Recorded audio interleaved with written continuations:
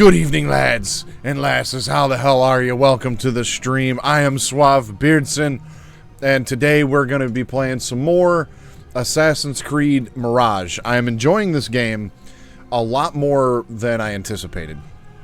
They definitely weren't lying when they said they were taking it back to its roots. The storyline, the characters, I'm still not overly excited about. You know, it's definitely not, you know, my favorite of all time. But the gameplay, like this, when I think of an Assassin's Creed game, the gameplay in this fits right into what I feel like the Assassin's Creed games used to be. The Grim Gamer, how's it going? If you're watching this on YouTube, there will be a timestamp in the description where you can skip forward to the gameplay. Well, there's the Grim Gamer, the real MVP in the chat. You can join the Grim Beardson Discord for all of our stream updates and just, you know, general stuff throughout the week. Real quick, one thing I want to go over, I haven't tested this, but I think this will solve an issue that I had on Sunday. I had a lot of texture, like flickering going on, where it would be like nice high-resolution texture, and then it would like flicker back and forth between like really low resolution texture. I think I solved that by enabling the FPS limit, because I had VSync on, which my monitor is capped at 60 FPS. And so I turned VSync on, so the game wasn't running at more than 60 FPS. But I think not having the FPS limit on was causing the texture flickering, because it sets a maximum limit for the frame rate to achieve consistent performance. This prevents jitters when aiming, shooting, and moving due to frame rate fluctuations. So I think because I looked at my Assassin's Creed Valhalla settings, because I had the same issue in that game, and I had the FPS limit on and VSync on in that one, and that got rid of the texture flickering that I was experiencing in that game. So this should theoretically solve it in this one. And one thing I noticed here on the main menu that I also then noticed again in here, I didn't realize this was a thing. The iconic color filter. Now, Grim and I have talked about it several times over the past several months, going back and revisiting some of the older PS3 games. The color palette and the original PS3 games was much more bland than we remember. The games were very gray. This Assassin's Creed Mirage has included what they call an iconic color filter. Enables or disables the classic Assassin's Creed color filter. So this is what the game normally looks like. You know, right over here to the right. So if we turn this iconic color filter on, look just how, like, gray and just, like, weirdly blue everything looks. It looks so... bleh. I'm going to have to actually enable that during the game and just see what it looks like. But for now, let's jump back into it. We saw Basim start off as just a petty thief who had just a light affiliation with the Hidden Ones. And then shit went sideways. He tried to steal from the Order of the Ancients and the Caliphate, and ended up killing like the lead guy for them. Well, he didn't. His partner ended up killing this person. And therefore, Basim was then saved and recruited by the Hidden Ones, and we got to see some cool montages and everything of Basim's initiation into the Hidden Ones. And so we can see here he is officially an initiate in the Hidden Ones. So it'll be interesting to see if that rank changes at all.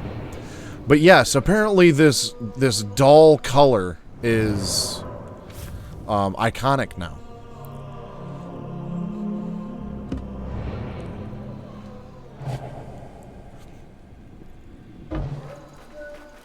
So let's see. Let's climb up here.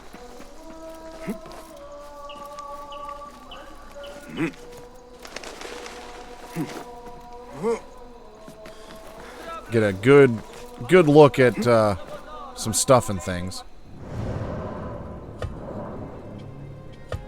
Turn this iconic color filter on. That I mean, it definitely has the I guess the coloring and the feel visually that the original games did. There's I know 1 and I think even 2 I don't think 2 through Revelations was as bad as 1. But 1 definitely was very bland looking in terms of its color. And I think even Assassin's Creed 2, Brotherhood, and Revelations weren't nearly as colorful as this game is. Is it a throwback? Yes. Iconic? I don't know. Do I like it? Also, no. That is just much better. And I'll do it again when it's daytime as well. And, you know, see what it looks like in the daytime. Because that might make an even bigger difference.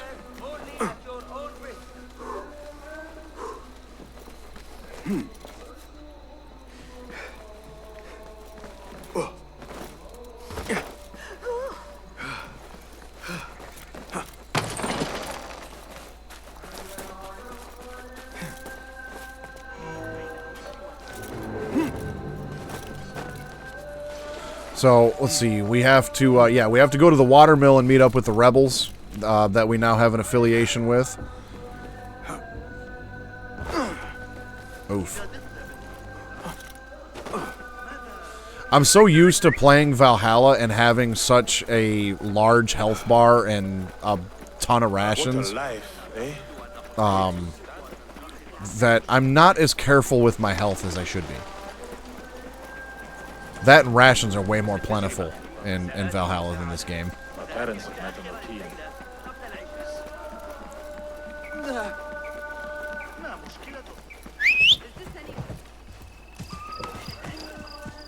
Got my trusty steed. Yeah! Oh, the texture flickering's still an issue.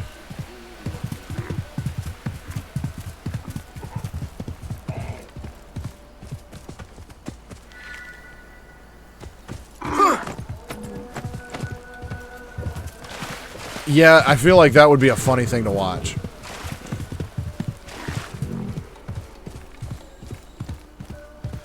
That or a guy like David Hayter when he's recording all the sounds when Snake dies. I feel like that would be hilarious to watch.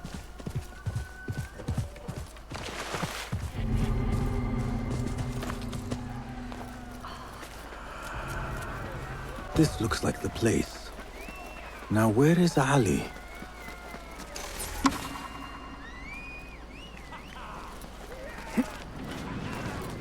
Let's see, we got a gear chest around here somewhere.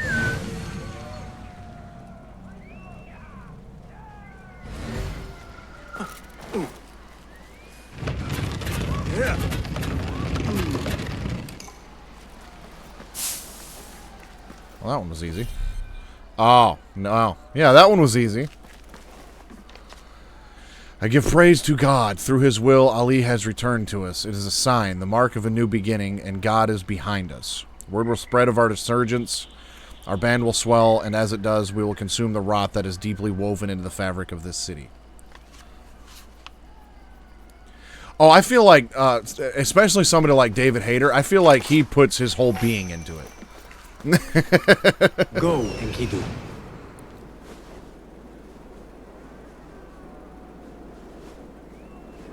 That is just not something I see that guy half-assing at all. Well, there's our key.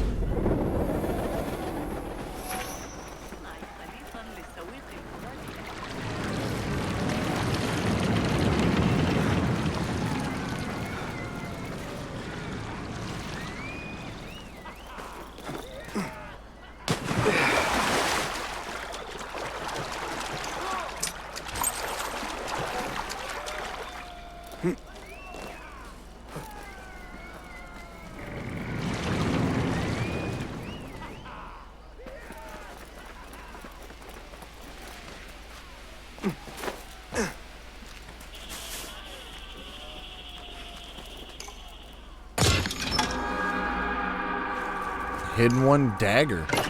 Neat.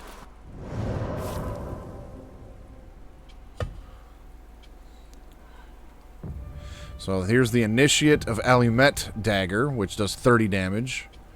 This one only does 21. Well, it does 21 damage, but 36 defense damage. I'll stick to the well-rounded 30-30 for now. There's also a waypoint right here I want to check off the list.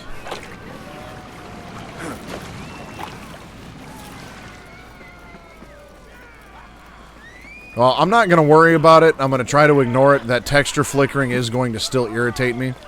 I will ignore it for today, but before the stream on Sunday, I'm going to try to figure out that problem.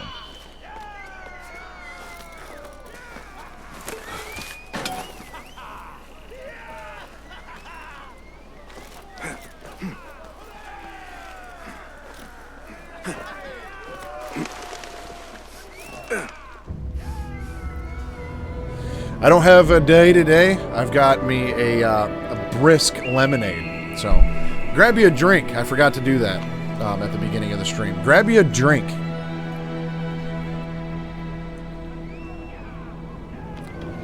I know Grim's got himself a drink. What you got tonight, Grim?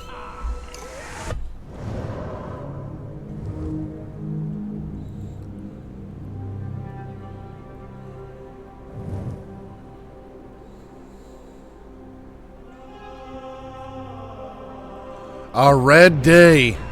What you know about that Cade Red?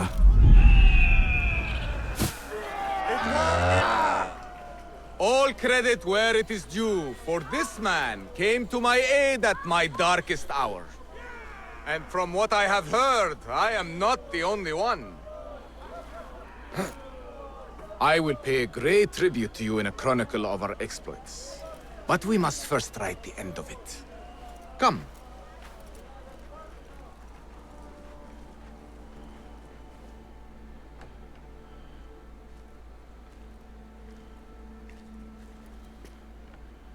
I see you two have met.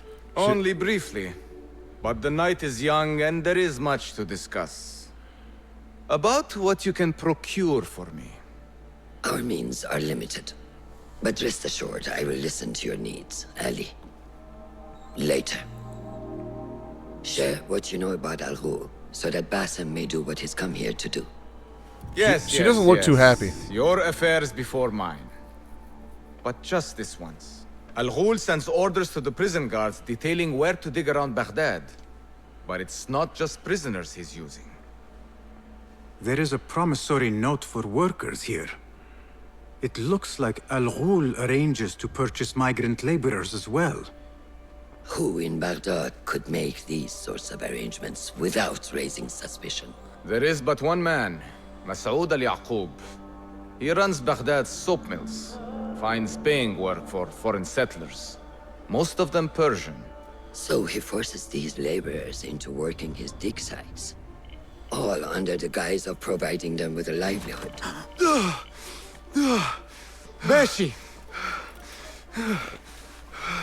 He tracked down one of Al Ghul's dig sites, posed as a prisoner. What happened? The search turned up nothing.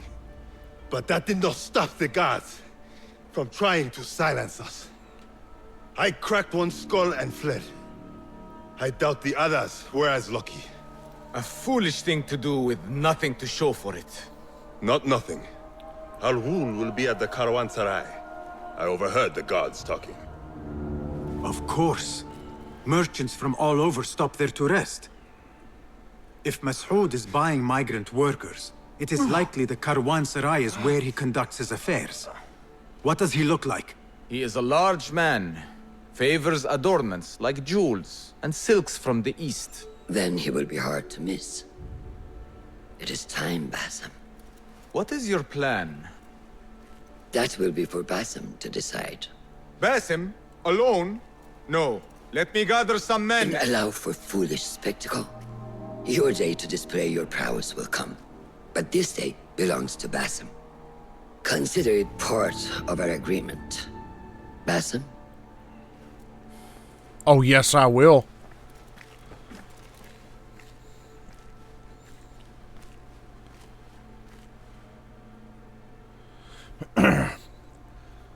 I'm ready. I am ready. Then walk with me.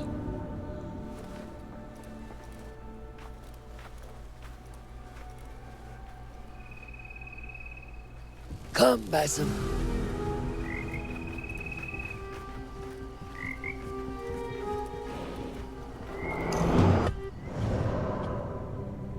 Members of the Order of the Ancients lead double lives. Each keeps their identity secret from the public and is assigned a code name. Find enough clues to unmask the Order members. They could turn out to be someone who you thought you could trust. Well, there he is, Al Ghul.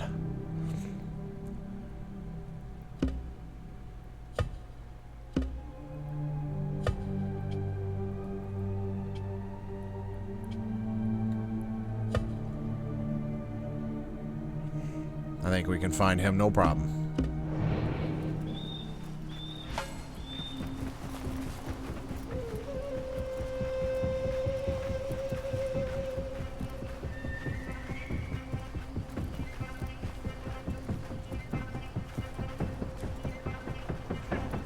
I thought we were supposed to have a conversation here, chick. An Order member is There we within go. our reach, Basim. Unlike those before and those yet to come, Al-Ghul's death will be just. This is a man who preys off the desperate and the disenfranchised. And such atrocities will only continue. For Al-Ghul is but a cog in a larger wheel, one that spins destructively. So long as it does, we Hidden Ones will make it our mission to slow it to a stop. Today, you will lend your hand, your blade, to that very mission. And while Al-Ghul is your first target, he will not be your last. I have great belief in that, and in you. Through all my stoicism, my harsh lessons, know that you have impressed me, Basim. The Order's presence in Baghdad and beyond rests on shifting sands, so long as you remain at the tip of our spear. And that is where I intend to remain. Beholden to your guidance, Master.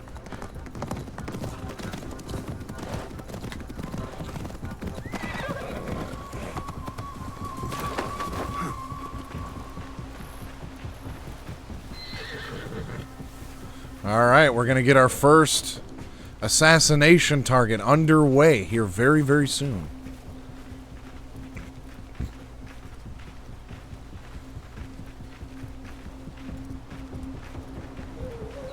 As busy as a beehive.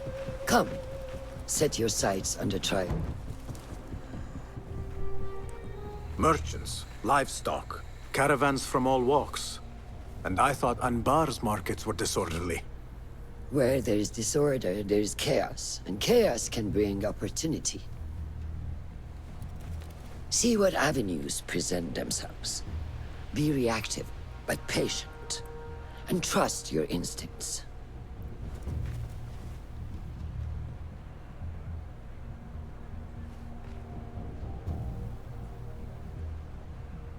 That is Mas'ud, on the balcony, just as Ali described. I see him. Go now. Wet it with the blood of the slain. I will find you when it is over. Alright. You think your cruelties well hidden, Al-Ghul.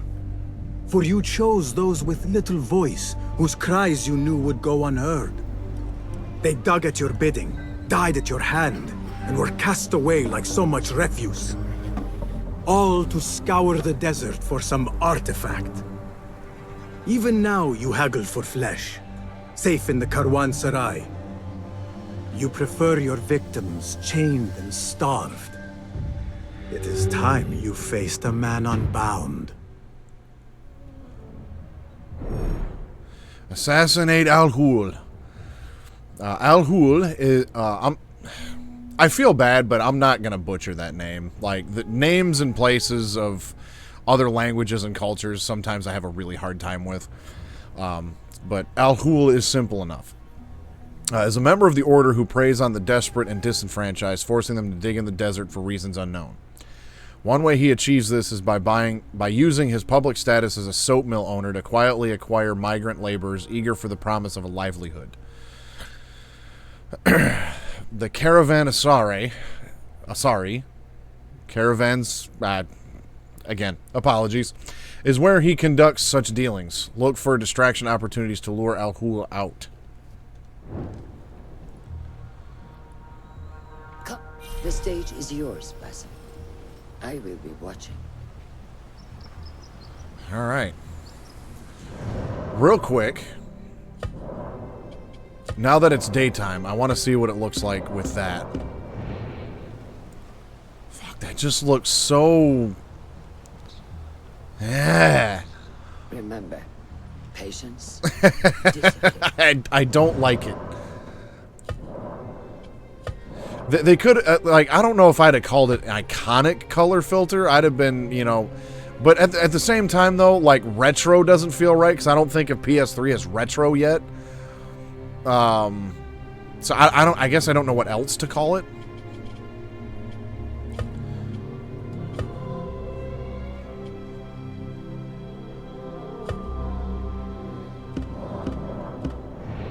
and when the opportunity presents itself, seize it.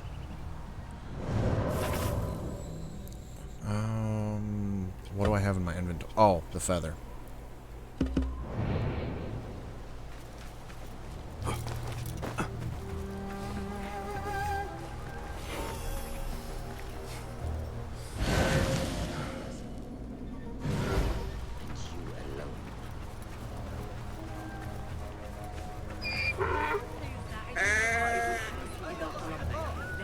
What is the delay? I am not fit. What delays your departure, friend? Someone by the name of Mas'ud so fit to inspect my wares. And so here I wait. Who does he think he is? What is it you are carrying? I ask only so that I may collect it for you. Would you do that? I would take great joy in seeing that man in a fit of anger. It is a crate of silks and spices. Ready your camel. I will see what I can do. If I can get that merchant to leave, his abrupt departure may lure Al-Ghul out. We will be here until next sundown. All right. We've got a lead. Go somewhere else. Okay, I can't go that way.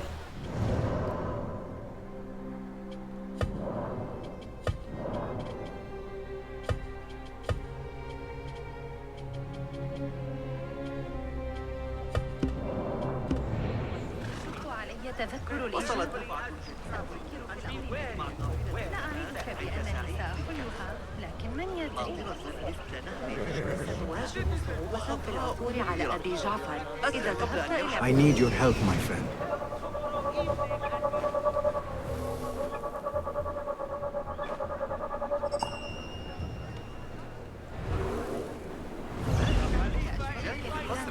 All right, we got a secret entrance over here.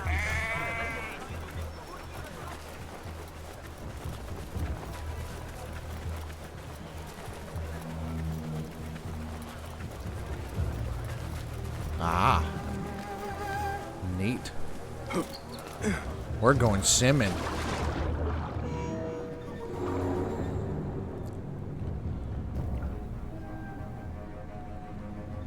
A crate with spices and silks. There cannot be too many of those around. Hold on.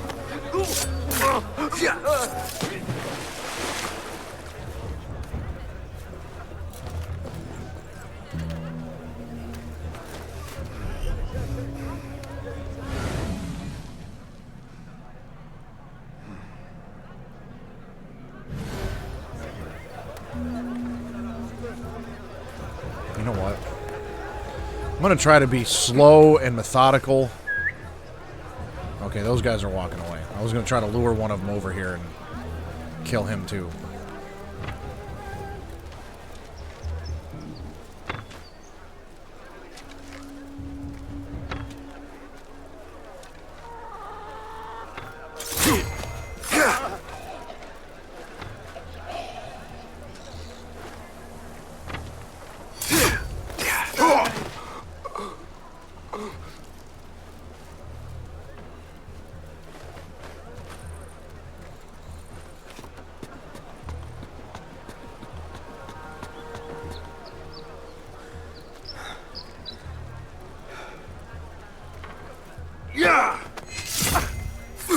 right in the neck.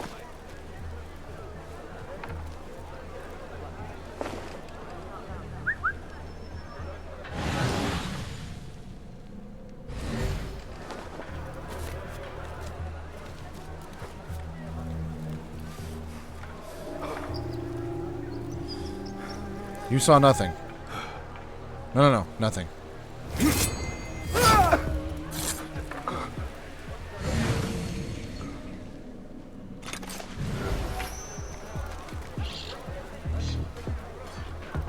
I am invincible!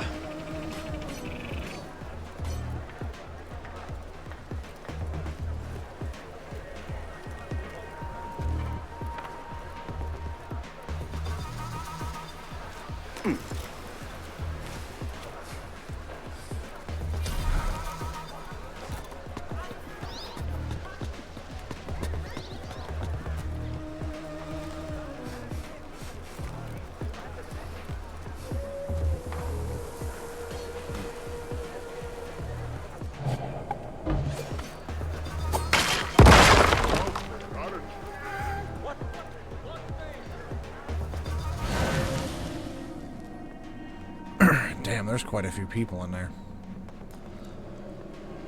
But I don't think I have to go in there. Hey! Oh, please! Shit. No escape! You coward! Who? Stand and fight, you worm! Ha! Sound your loud! Give me a hand here!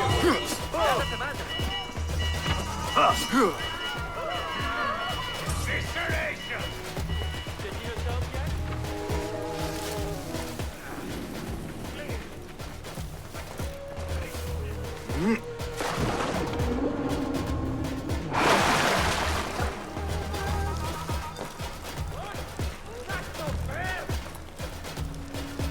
There we go.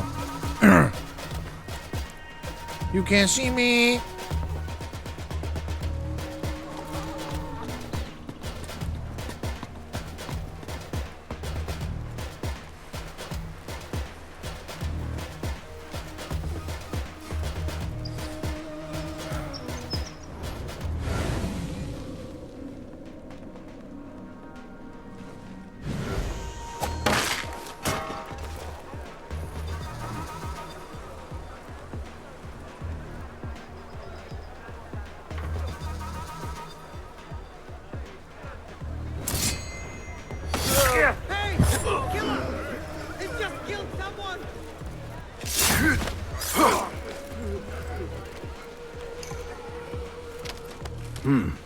Pungent. This must be the caravan merchant's crate. Okay, now I just gotta get it out of here.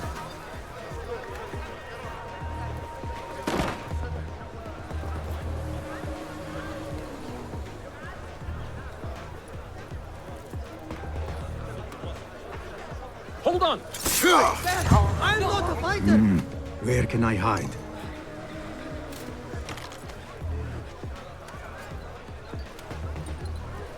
Leave!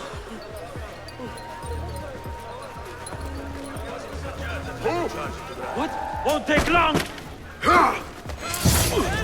That wasn't smart. That was not smart.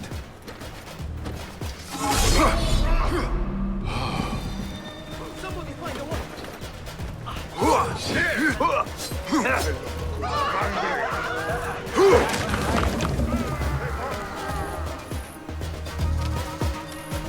Someone help me with this! Back,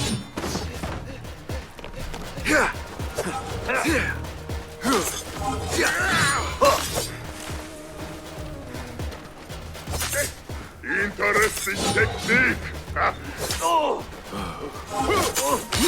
Annihilate! Then? Uniram.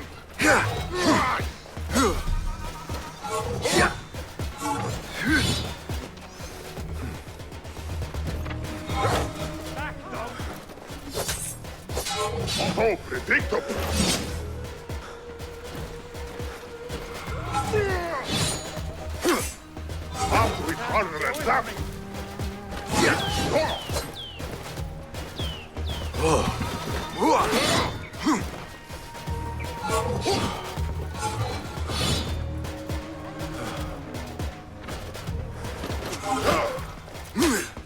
Seen that one?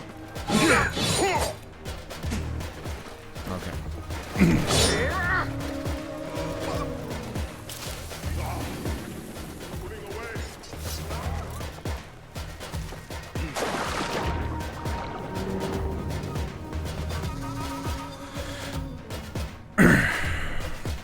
Now, this is not not going to plan, but it usually never does. That's the problem.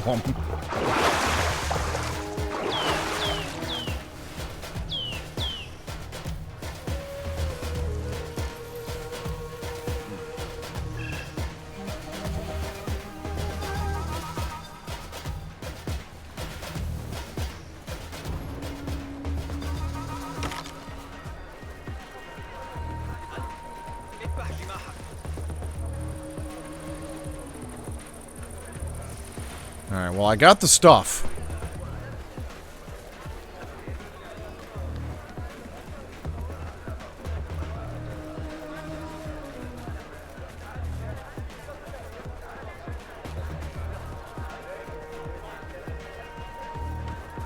Except now my notoriety's through the roof. And guards will likely attack me on sight. Hey, someone went to a lot of trouble putting those up. وصول ما نخلق له. قد قتلوا رقيبا آخر قرب الوسط. عذبوا بضعة عبيد لكنهم أبوا الإفصاح عن أي شيء لإنقاذه.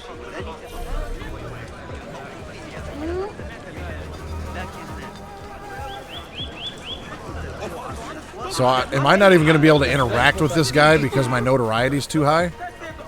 That's interesting. Well, The things that pass for art these days. get rid of that. No, I don't think they're actively looking for me now.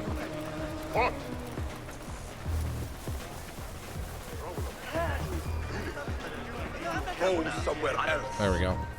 Is this your crate? Ah, it is indeed. The guards returned it to you. In a manner of speaking.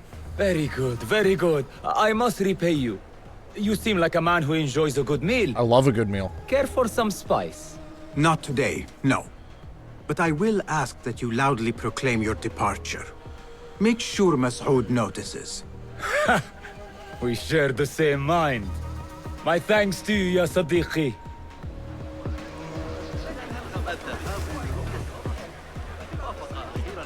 Just gonna leave your stuff there, guy?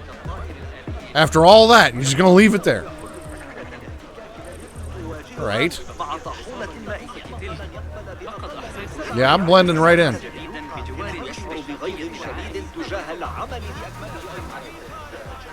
لست متأكدة من سيرهم على اليسار Just gonna walk right in because I'm blending in with these guys. I look just like them.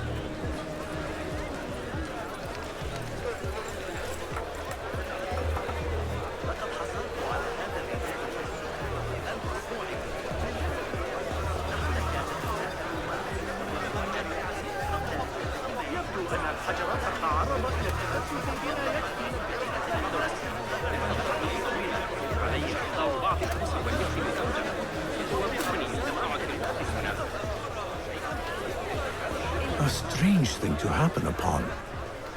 Perhaps I can use this to my advantage. Just passing through. Word will surely I get offer to a Al-Ghul. loyalty discount to Come out and all spectate, returning customers. coward. My mission is to make you Death happy, approaches friend. Al-Ghul. Name your There price. he is. I won't disappoint. Now is my chance.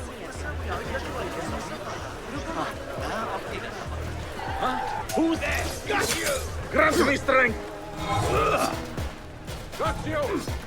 I'm warning you! Get back here, dog! The bell! It's been broken! This ends now.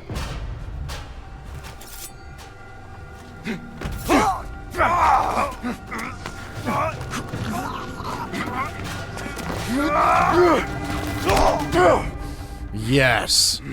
That was epic.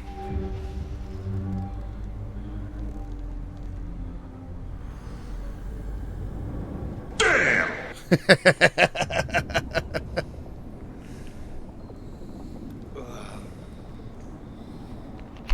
لعنك الله.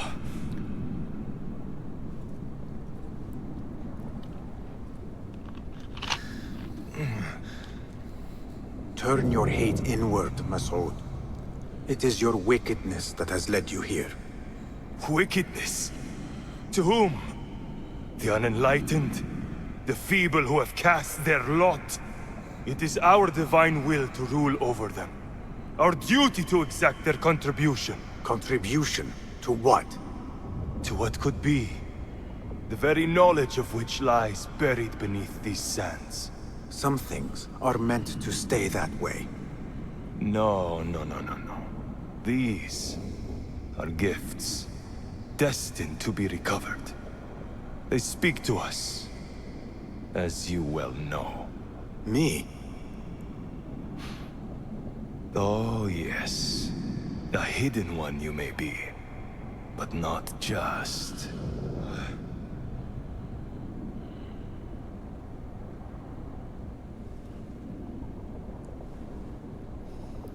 Huh.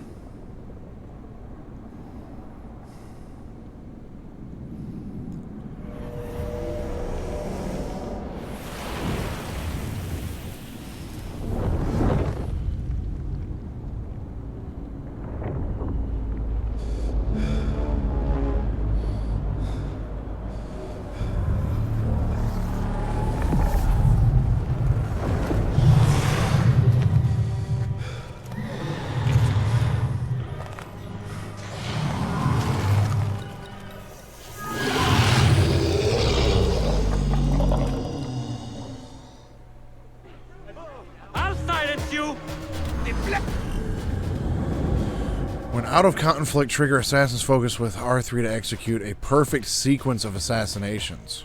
While Assassin's Focus is active, select which enemies to target with R1 and press X when done. Basim will perform the assassination sequence automatically.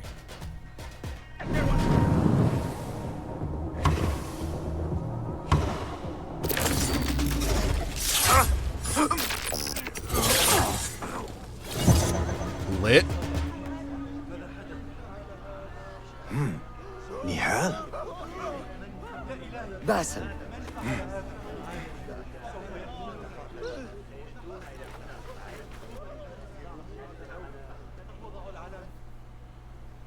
Clear your mind.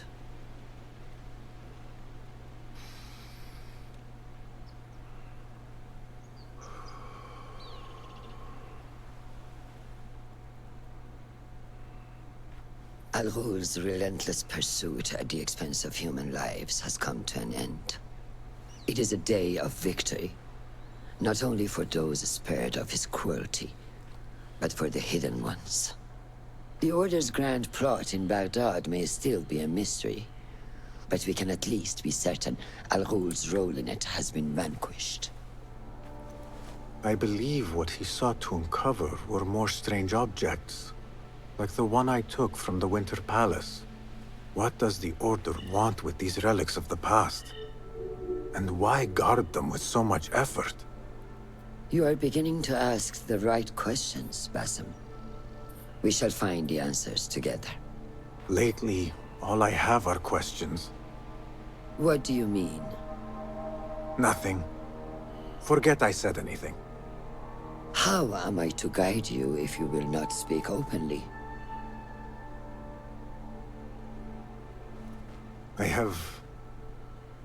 I have struggled with nightmares.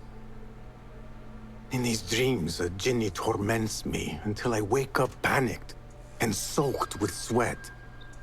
In Alamut, I had nearly forgotten about it. But when I killed Al-Ghul, I felt its presence again. And I am left asking why? Why here? Why now? Why me? Piling questions and no answers. I meant to tell you, but You were afraid I would think you weak of mind. We are only as weak as we allow ourselves to be. To shed a weakness, you must do what is necessary to mend that which causes you pain. Will you permit me a brief respite? I wish to seek out an old friend. Nihal? I remember. She is important to you, isn't she? She is. But last we spoke, I led her to believe otherwise. This causes you pain. Then go and heal this wound without delay. Find me at the Herbier Bureau when it is settled. That assassination was dope. If that was indeed Nihal, I have not a clue where she went. Back home in Anbar.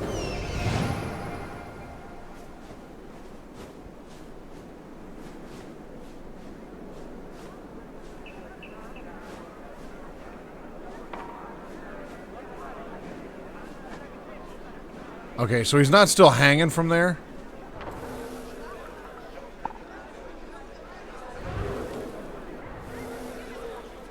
Looks like they cut him down, I'm assuming, but still, epic.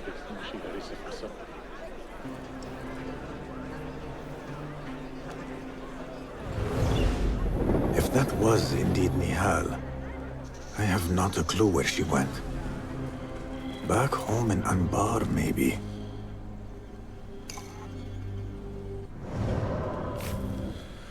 All right. Let's see. I've got 3 skill points. So Basim automatically performs a roll when landing from a dangerous height. Perceptions increase, making tagging enemies easier. Or all the throwing knives that hit an enemy can be retrieved from their corpse. Let's get that, because I feel like that's going to come in very handy. And what do we got in our inventory? The blood feather. Okay, so now we have to go all the way back here. We're heading back to the beginning.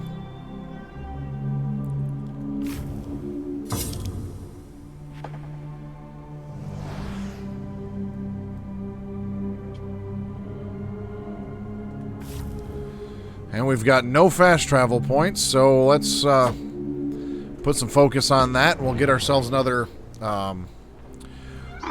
waypoint on the way there.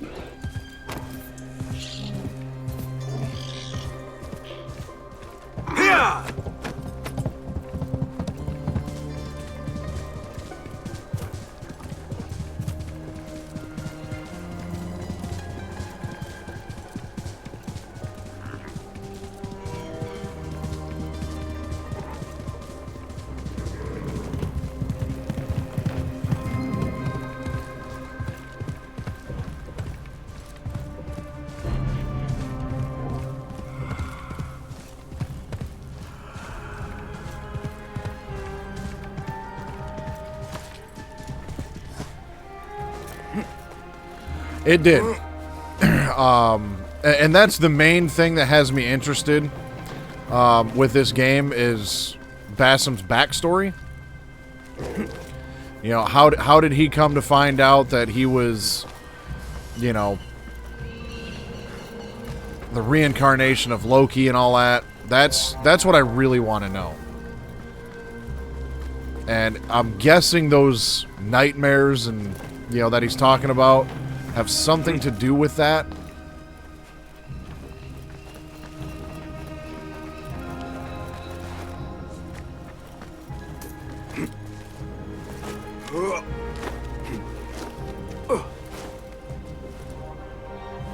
Yeah.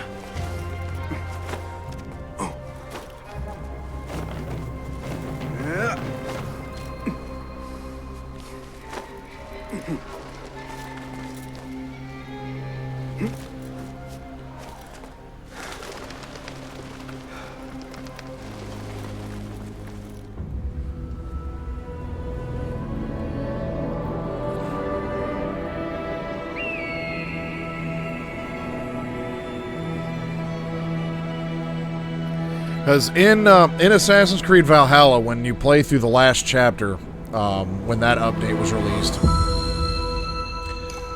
Basim mentions that his, like, basically his story or, you know, his experience with that whole thing was much different than Eivor's.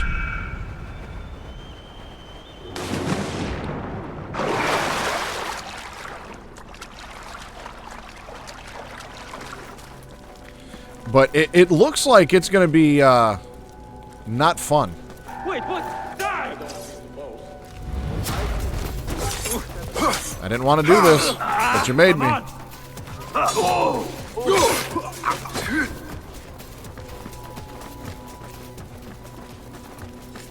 Hey! Die! You die now!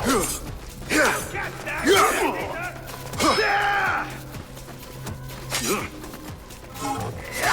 There! Got you!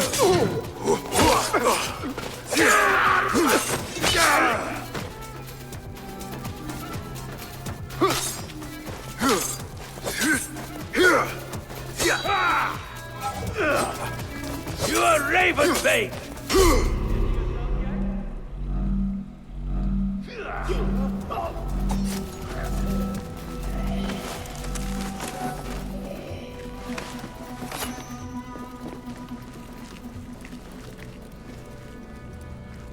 I need health like yesterday.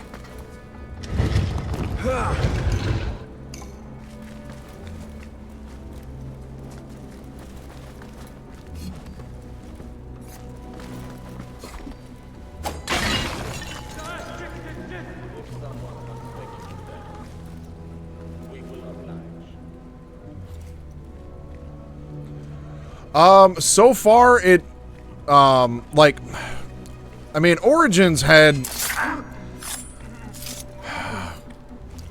was probably the most disappointing game in the series for me.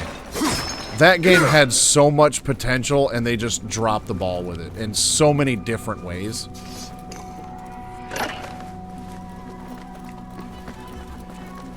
From the main character just having the personality of a rock to just not doing, I felt like, enough with the setting.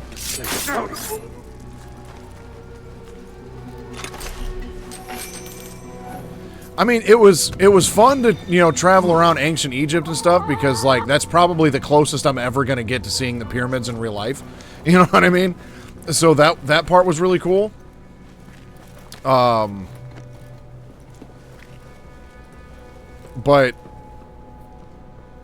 I didn't like the open world RPG style that game had.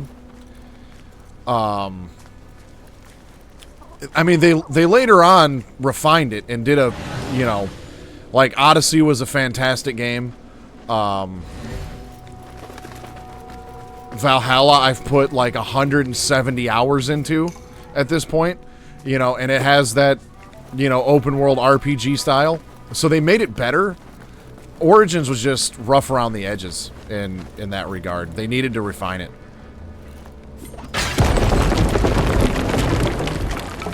I've played through Origins once completely and then started it a second time and didn't finish it. I have such a hard time with that game.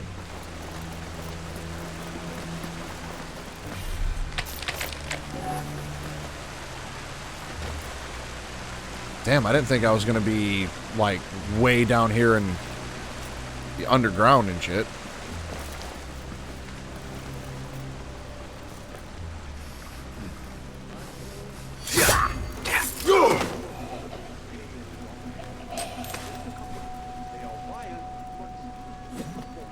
I know how to handle that. Don't like this one bit.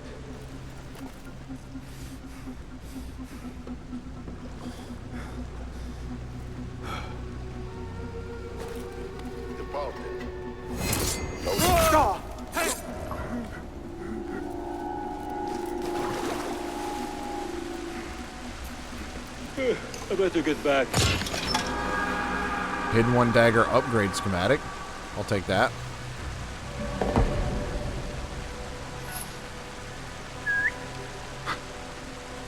What was that?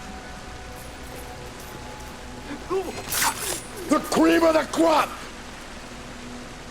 Nobody does it better. This game was actually intended originally as a Assassin's Creed Valhalla DLC, which they did 3 of already for that game. So at some point it was decided that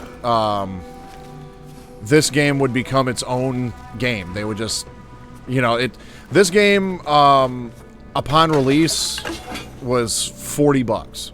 So it wasn't a full price game, you know, 60, 70 bucks like they are today. How the hell do I get out of here? And according to, you know, what they said was that this game was going back to the,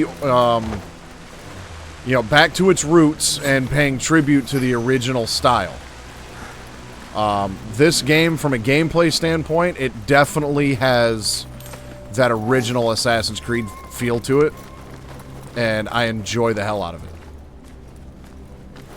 They brought back a lot of the old mechanics from the original games, and just stuff that I can appreciate. And I've played every mainline Assassin's Creed game that's ever been done. Actually, before Valhalla came out, I played through the entire series. Starting with the first one all the way up to Odyssey. There's definitely games in the series that are better than others. But it definitely was not the same Assassin's Creed after a while. And it did need to change, because it got to a point where they were doing yearly installments, and it just kept feeling like more of the same. So they needed to change it up a little bit, but I wasn't a huge fan of the, I guess, RPG open world element for the series. Especially considering that, I mean, Origins lays the groundwork for the Hidden Ones, you know, foundation, which is fine. But then Odyssey goes back 300 years from the Origins, which didn't make a ton of sense to me in that regard. And then Valhalla, fine game, but the main character of that game is also not even, you know, a part of the Hidden Ones or the Assassins. The main character of Valhalla is just associated with them. Wait, what? Shit. Down with you!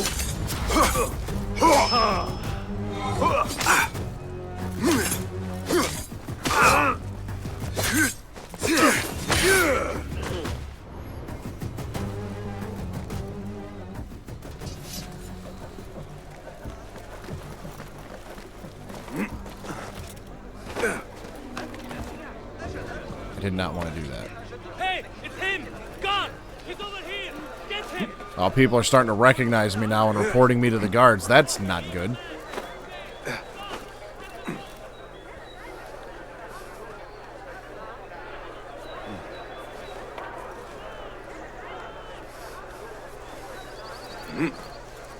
One thing that I have seen people complain about with this game is how you can no longer just climb anything.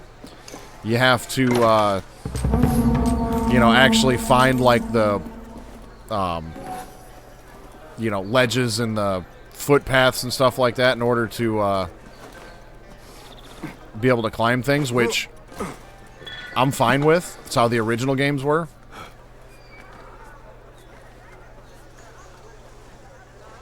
Alright, well, I'm gonna have to, just go in here.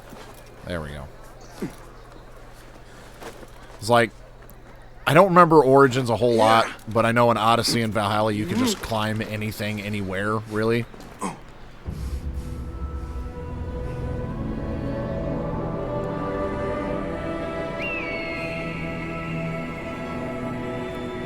If you were a fan of the original, like, let's say 4 Assassin's Creed games, like, if you enjoyed Assassin's Creed 1, 2, Brotherhood, or Revelations, then you'll enjoy the gameplay that this game has to offer.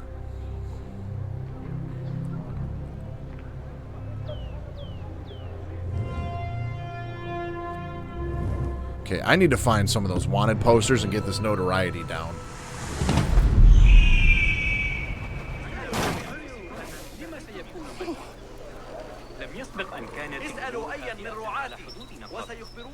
There's one.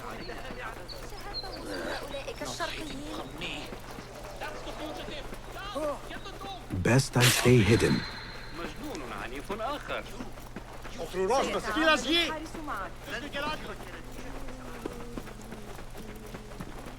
The one thing about this game that I'm not a huge fan of, right off the bat, was it appears that there's no modern day narrative.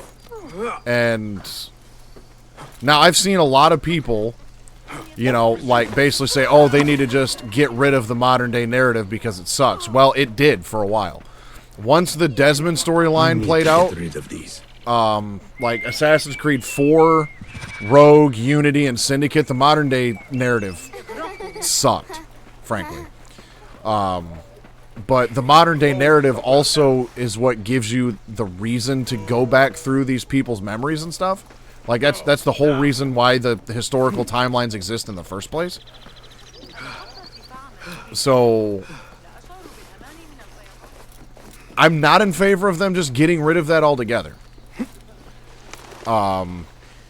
But as far as I know, this game doesn't have one. But this game also wasn't like, you know, your typical full-fledged release either. It was basically a DLC that got spun off into its own game because it got too big. Shit. No! God! Help me! A cut purse! Rob! Which way? Show me! Over there, hurry! A thief! You saw nothing. Go away. Where are you, thief? I need to pickpocket you. Go home. Go away.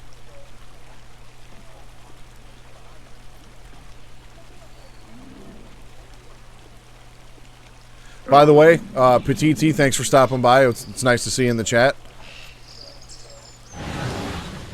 Yeah, nothing here.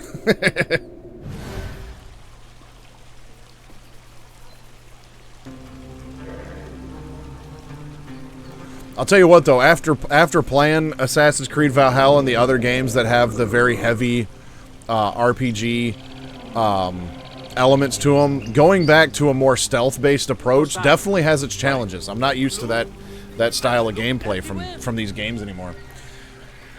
Is that part of the characters that enter the sarcophagus to mentally travel back in time? Yes. So, like, Assassin's Creed 1 through 3, so that would be 1, 2... Brotherhood, Revelations, and 3, the main character of the modern narrative is a character named Desmond, and he uses the machine that he uses is called the Animus, that allows him to go back and relive his own ancestors' memories. And typically what happens throughout, you know, 1, 2, Brotherhood, and Revelations, and 3 is that they're looking for specific artifacts that these ancestors found. And so, like in Assassin's Creed 2, for example, Ezio finds this artifact that they need. And then, basically in the modern day, travel to that location and find it again. So you relive the memory of where Ezio finds this artifact, then figure out what he did with it, and then in the modern day narrative, you go and find it again.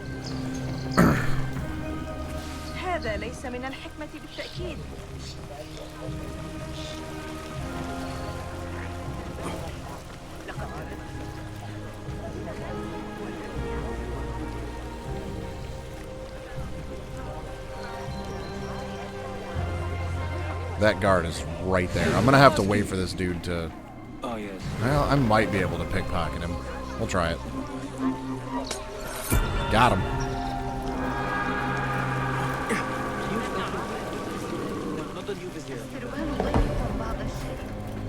Okay, so now we can go to where we need to go, which is way over here. Got a little sidetracked there for a minute.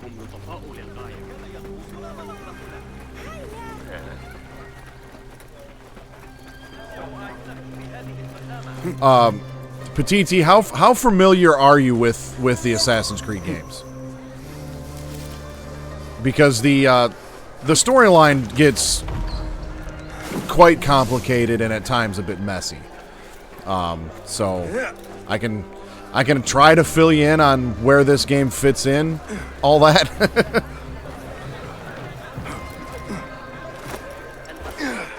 And potentially why this game doesn't have a modern narrative, because this is, I guess, maybe one of the few examples where this game might not actually need a modern narrative. I feel like they could have put one in there, but if it's done well enough, they might not even need one. Only played Origins. Okay. Well, this game historically takes place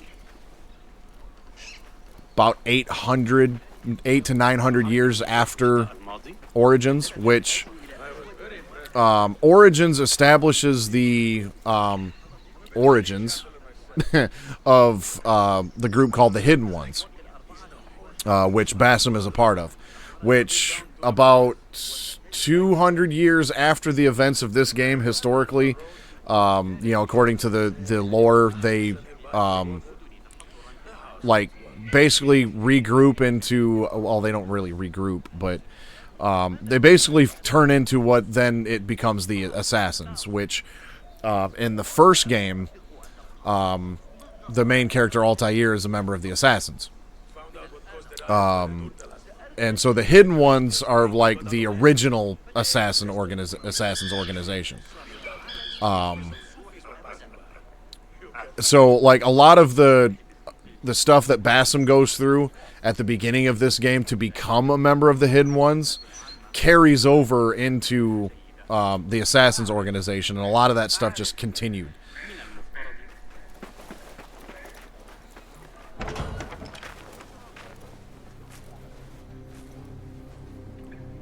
Basim? It's really you?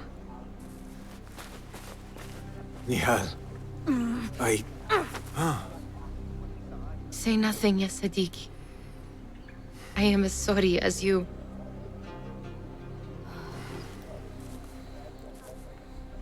I have so much to tell you. And I you. We will grant each other an audience. But first, I must know something. What? Why are you dressed like a peasant? Perhaps I have less to tell you than I thought. Yeah. I think I can surmise what our time apart has been like for you. And you? You have not been living here, I hope. Less living, more working. On what?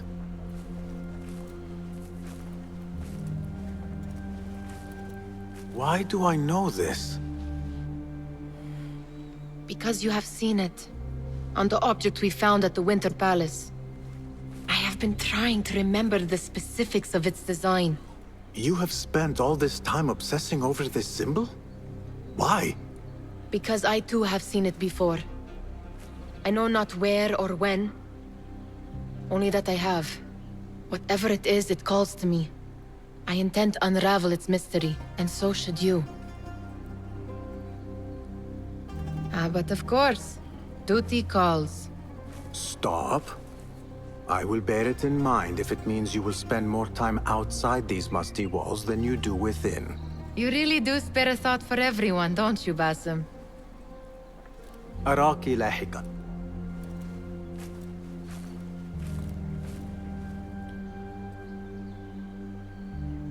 The Order of the Ancients are far from defeated. Master Roshan is certain to have a plan brewing to uproot them. And perhaps I should look into Nihal's obsession. It seems Nihal is trying to discover the location of a secret chamber. So, in the events of Assassin's Creed Valhalla, Basim, the main character that I am in this game, Basim, he is a supporting character in that game. So the main character that you have in Assassin's Creed Valhalla is not a part of the Hidden Ones, but has like a partnership. with them, like an alliance with them. And so you learn some things about Basim and various other characters in that game that I'm hoping this game expands on. Essentially, to kind of sum it up really quick and dirty and hopefully not too confusing, there's a lot of stuff and a lot of lore that pertains to the Norse mythology and the Viking culture. And basically you find out that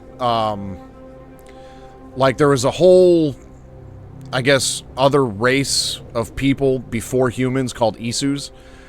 And all of the Norse mythology gods like Odin and Thor, Loki, were all actual Isu people, Isu beings. And Odin, Thor, Loki, and 6 others basically uploaded their consciousness into an ancient supercomputer that then implanted their conscious into the human genome, and then in the Viking Age in the late 800s they were reincarnated as humans. And so we find out in Valhalla that the main character that you play, Eivor, is a reincarnation of Odin, and Basim is a reincarnation of Loki.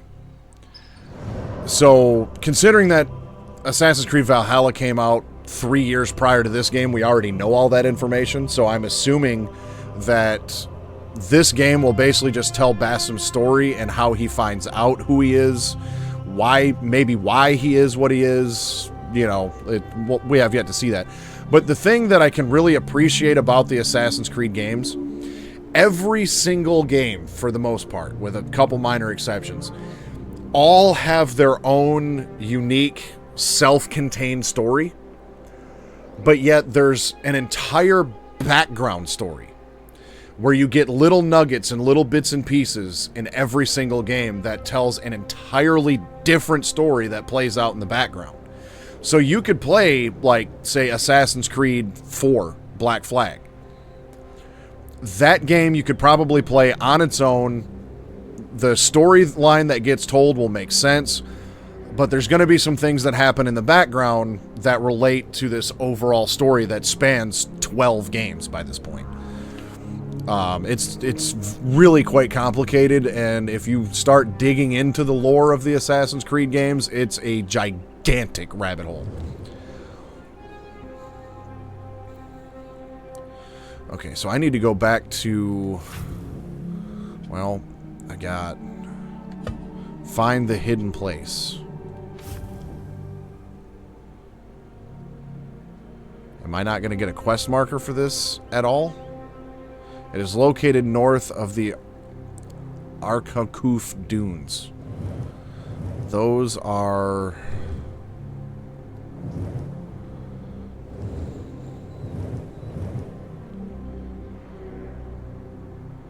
no, every Assassin's Creed game is available on PC. I actually just recently, as part of the large Black Friday Steam sales, got I already owned Valhalla for PC, but I got every game in the series from 1 to this one for $130. I got 11 games for $130. 1, 2, Brotherhood and Revelations were on sale for like $5 a piece. I think Black Flag, the gold edition, was like 10. Something like that. I think they actually are still, the series is actually still on sale. But yes, Assassin's Creed 4 is probably like the most well-beloved game in the series. And from a gameplay standpoint, that game is fantastic. But in my opinion, that's really when the storyline kind of starts to go downhill, especially the modern day narrative. The older ones, let's see, 1, 2, Brotherhood, Revelations, 3, and 4 were all released on PS3 originally, and in Xbox 360, and I think did get PC releases, you know, back in that time period too. So those, let's see, I think the first one came out in 2008, and I think the fourth one was out in 2012 or 13, somewhere in there.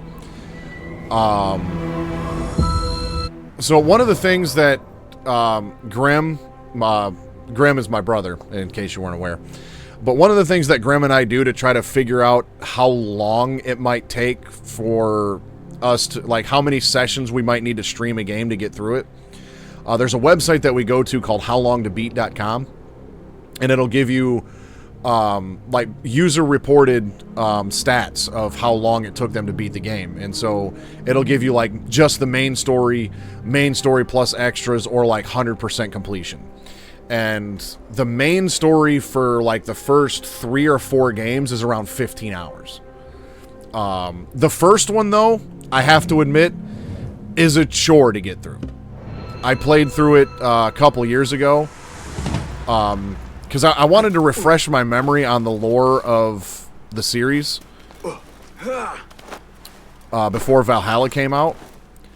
And that game, frankly, is just kind of boring. But it was one of those games where, you know, it birthed, in my opinion, a fantastic franchise.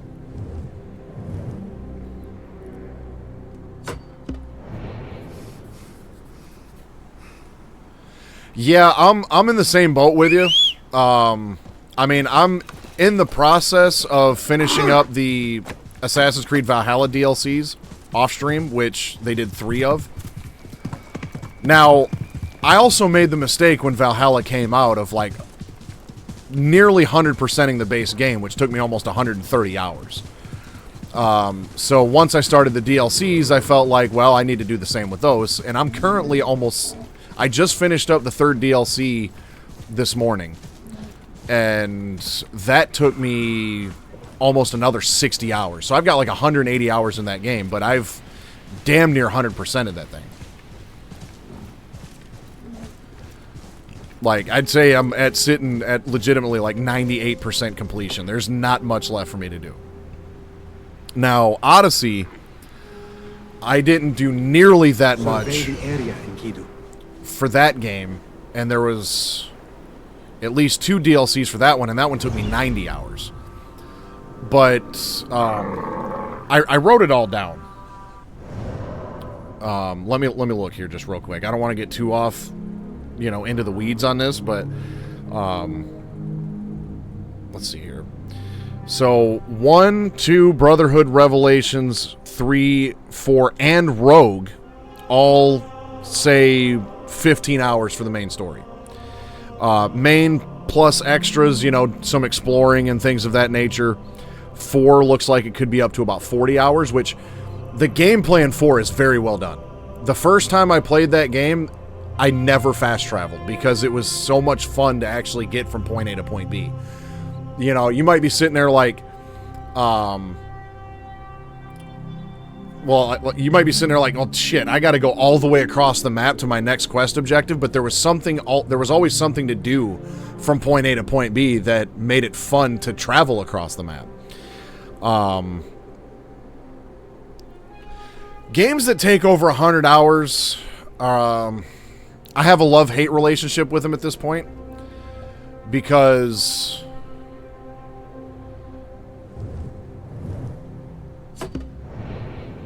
I just feel like I don't have that kind of time anymore.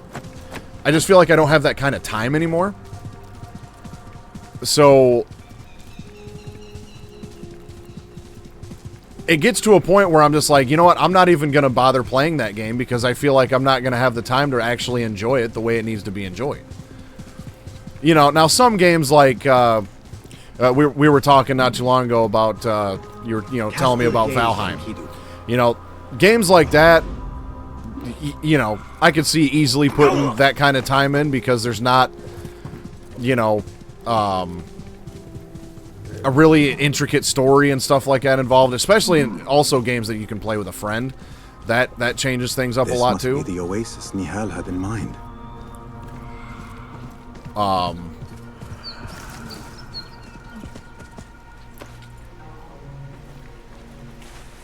But I have such a hard time putting that much time into it because it's like, especially trying to do things on stream twice a week, it's like I get maybe 6 to 8 hours of like game time a week. And if I were to play a game that takes me over 100 hours, it's like by the time I get back to it, is I stream Sunday nights and Wednesday nights. So it's like if I start a game like that on a Sunday, by the time Wednesday comes around, I have a hard time remembering what I even did to start with. You know, where I was going, what the point was. Nothing can hide from us, Enkidu. I'm going to guess I have to swim.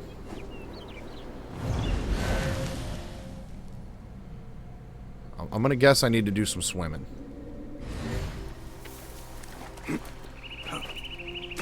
And so this game here also says on howlongtobeat.com about 15 hours for the main story. Main plus extras about 22 and completion 30 hours. So that was another reason why I was, you know, a bit interested in playing this game, because I knew it wouldn't take me months to get through it.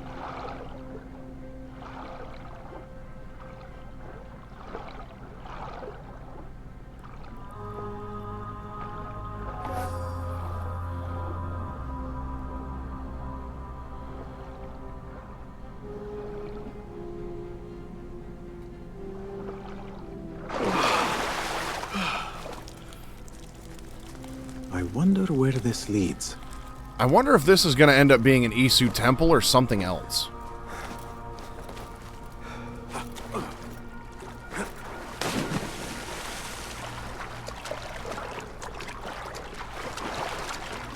I guess we go down.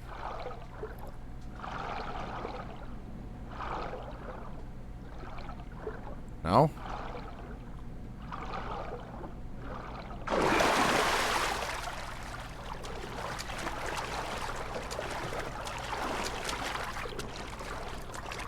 Oh, I see, up there. Now, how do I get there, though?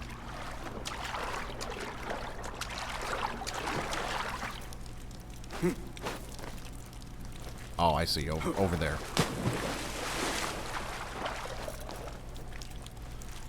I'm just at the point now where it's like, I miss the, like, late PS2, early PS3 era of games that, you know, were kind of more short, sweet, straight to the point. You know, not every game needs, you know, 100,000 lines of dialogue and, you know, 100 hours and, you know, all kinds of bloat and everything else. Like, some games need to... What magic is this? Surely there is a way to diminish it. Like, some games legitimately need to just scale themselves back and just figure out what they want to do and do that and do it well.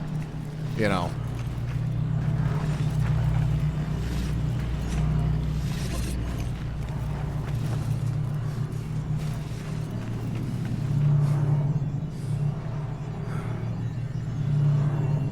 That looks like some Isu armor or something in there.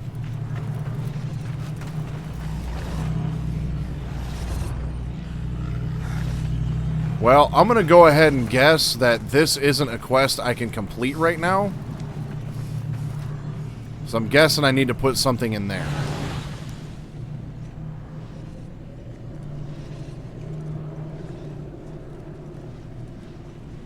I feel like I need to put something in there and, you know, unlock those weapons, because there's nothing else in here besides that.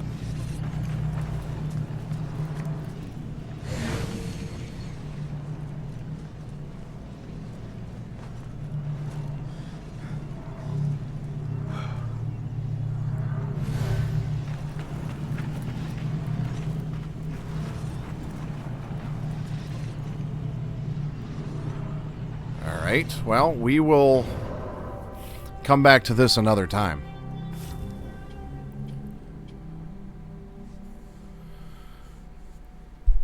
this ancient place seems filled with some kind of energy.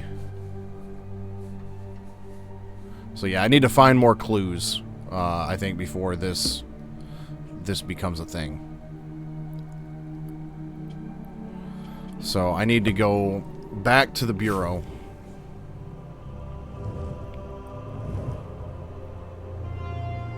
I should get that viewpoint though, so I can fast travel back here, but I'll do that. I'll do that some other time. For now, let's just fast travel back to here.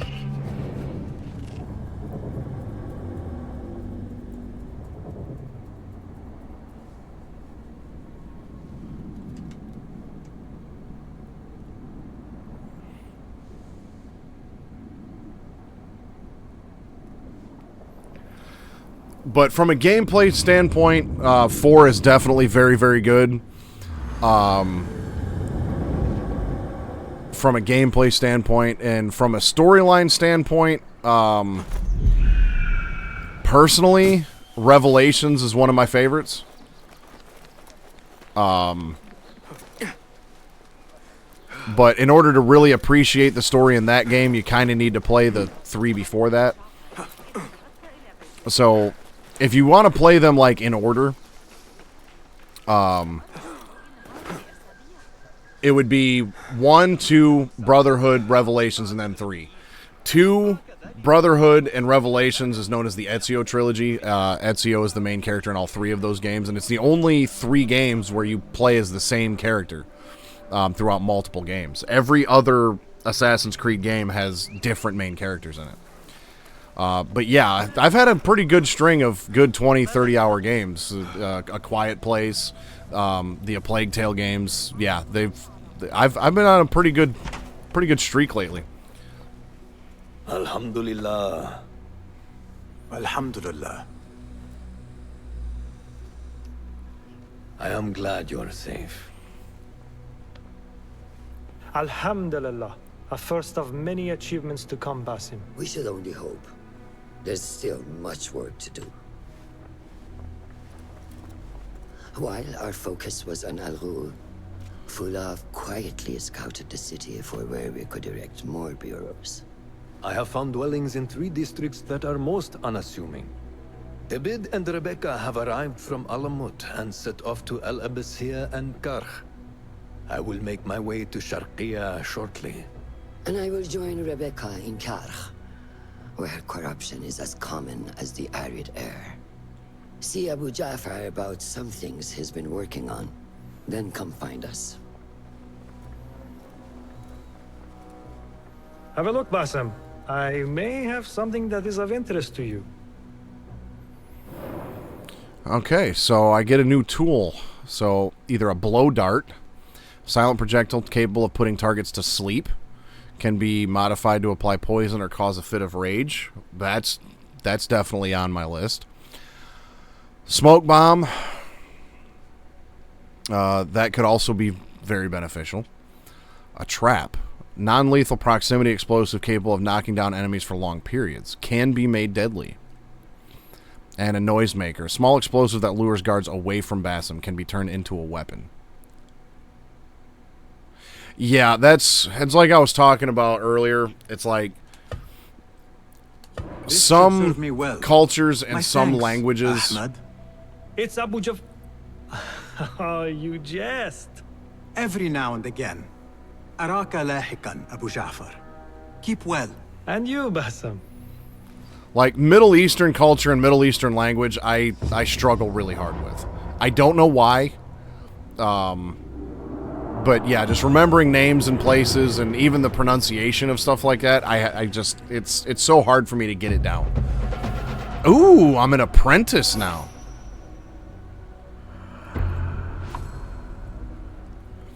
But yes, that's the beautiful thing about gaming though, is there's something out there for everybody. And like for instance, A Plague Tale Requiem is, let's see, the head of the order. A clue confirmed the existence of a head of the order of the ancients in Baghdad. Continue your investigation and unmask the order members working around the districts of Baghdad to obtain more clues to the head of the Order's identity. So the Order of the Ancients in this game, and several of the, like, and also in Origins, the Order of the Ancients eventually become the Templars that are in the later games.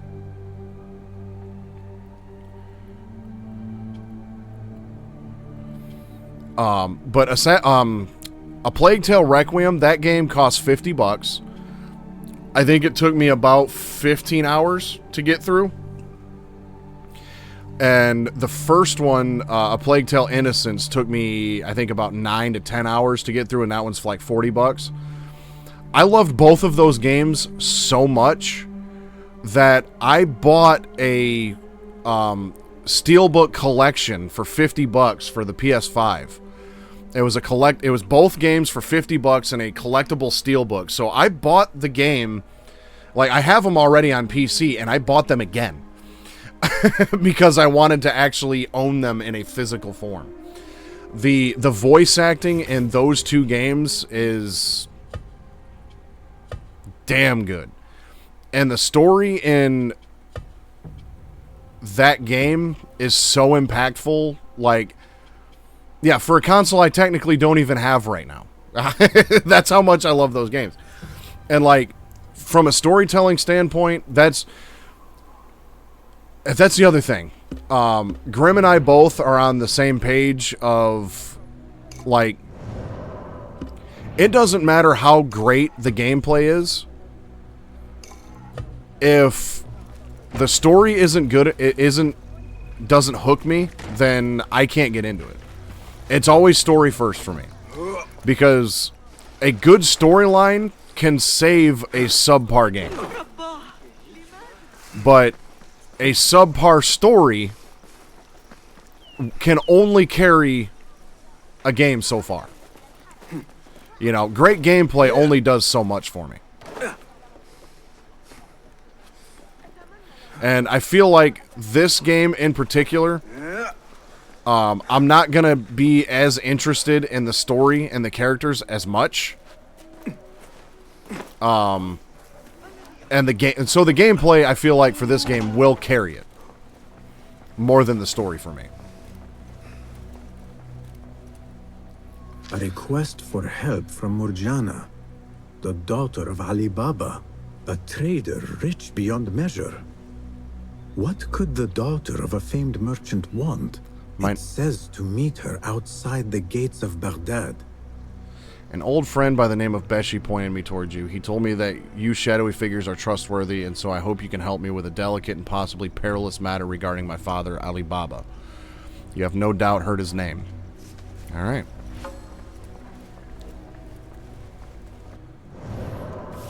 That's the one, like, major drawback that I have with PC gaming. Is the fact that you can't, you know, get the physical forms. You can't buy them actual physical copies for PC. Grim, I'm pretty sure I told you at some point, but since Mrs. Suave is also really fond of the Uncharted games, I actually pre-ordered I think it was like the collector's edition or something of that game for her, and like it came in a cardboard, you know, case, and it's like this thick. It's up in my attic still. I might have to dig it out and see what all is in it, because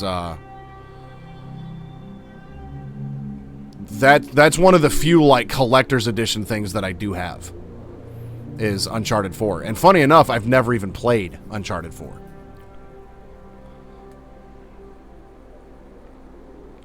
Where the hell am I supposed to be going?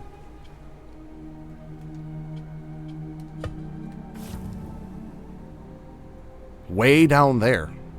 Okay. Well, before we do all that, I suppose we could make our way around to these other places.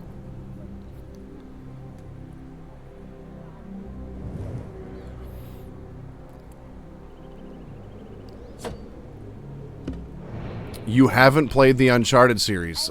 Grim is probably currently crying for you right now.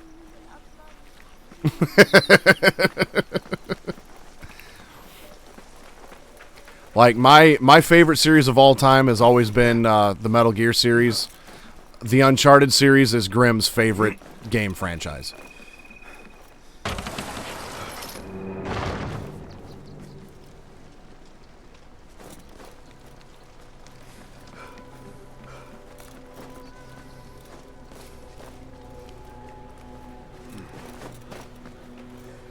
Well, that was the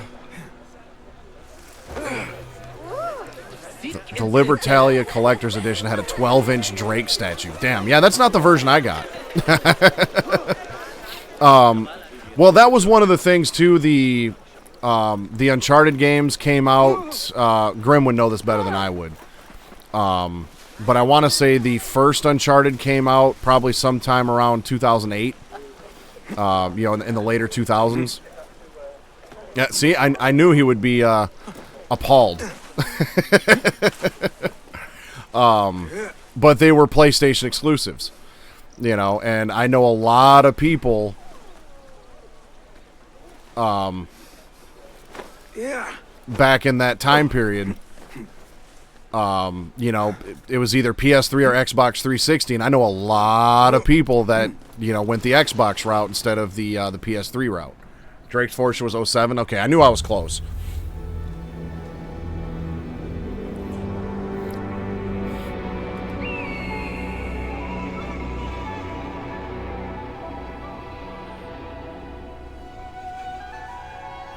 Yeah, Graham, I work with Petiti, and he had told me before that there was quite a bit of there was a pretty large gap where he didn't game a whole lot. So I don't remember the exact time periods that he missed, but yeah, there's definitely some games that you should seek out from that era.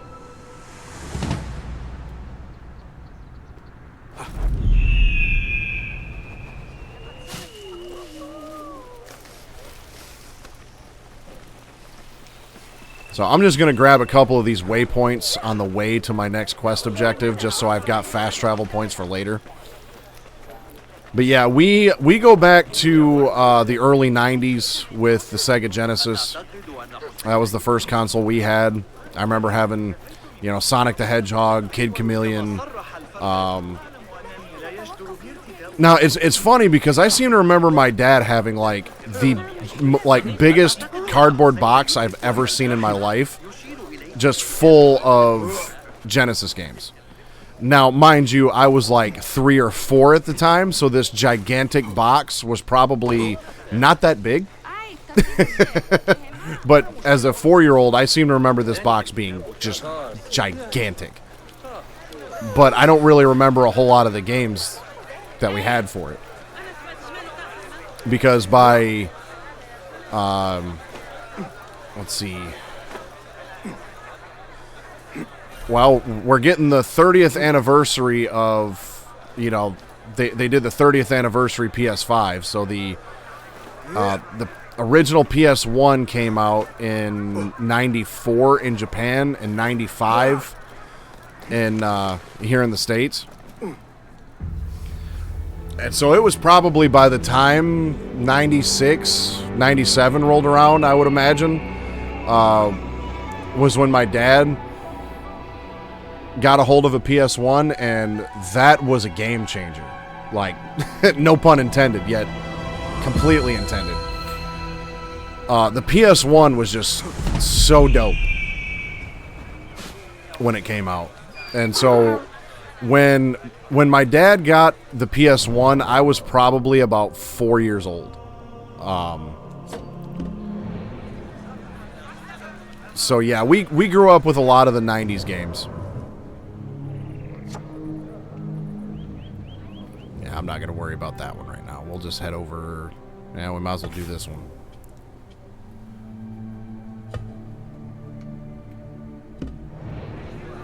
Came across a mini golf for it just the other day.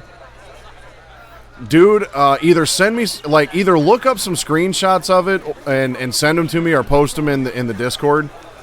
But TT, if you're interested, we Grim and I have a joint Discord server that we post our stream updates in, and when YouTube videos go up, they get bot posted there, and we just hang out during the week and talk all things gaming when we're off stream. But Grim, look up that game, and awesome, glad to have you. Yeah, look that game up, find some screenshots or something, and post them in the Discord, and I'll see if I remember it as well. Because there's probably several Genesis games that we had that we'll remember once we see them.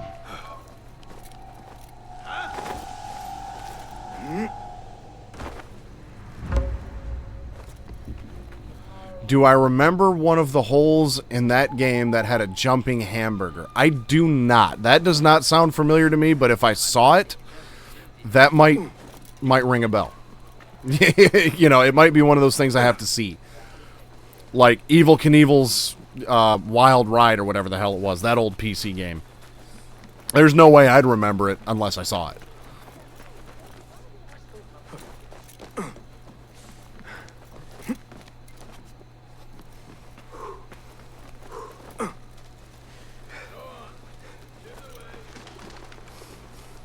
Didn't play from the mid-90s till the early 2000s.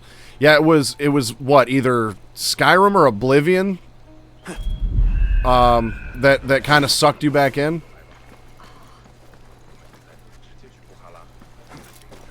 But yeah, the mid to late 90s had some really good games.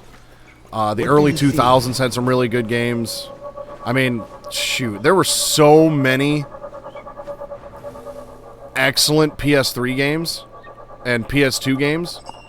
Mostly, I mean, they both had their wealth of good games, but like the PS2, I felt like, I think is still to this day. I know Grim and I were just talking about it not too long ago. I think the PS2 still to this day has sold more units than any other game console in history. And I think in second place is the Nintendo Switch. Reintroduction was Halo 2 or 3.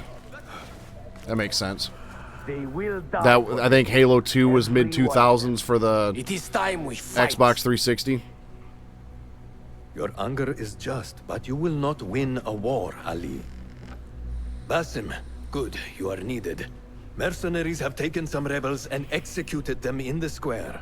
And your Rafiq would have me hide like a rat while they hunt my men openly. We must at least return the dead to their families.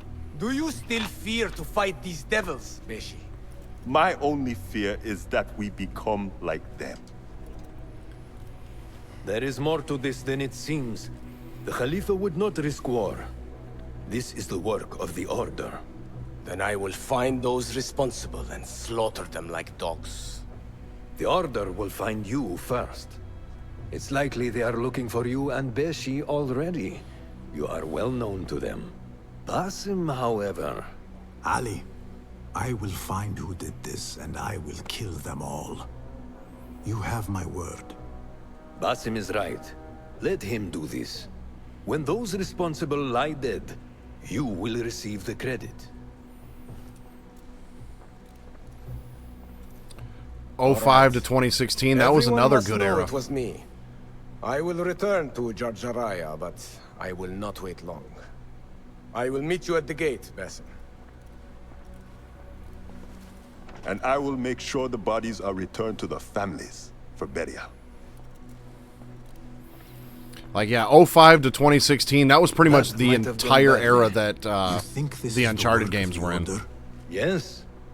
As you know, Sharqiya is run by Turkic mercenaries paid by the Khalifa, who himself is only a puppet for the Order. Spies tell me at least one of the mercenary commanders in Sharqiya is with them. Tell me who, and I will find him. We must tread carefully. Sharqiya stands on a razor's edge. The rebels are armed and growing in number. They could attack at any time. A misstep here could start a war that threatens even Elamut. What do you advise, Fulad? Go with Ali to Jarjaraya and look around. Someone there must know something. And Basim, work quickly. You see what is at stake.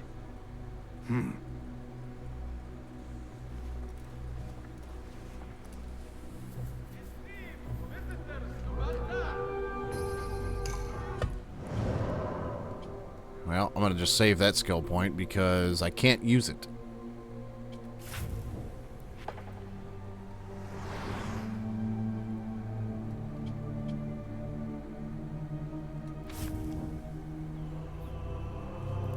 Okay, so he wants me to meet him there. What the hell is this?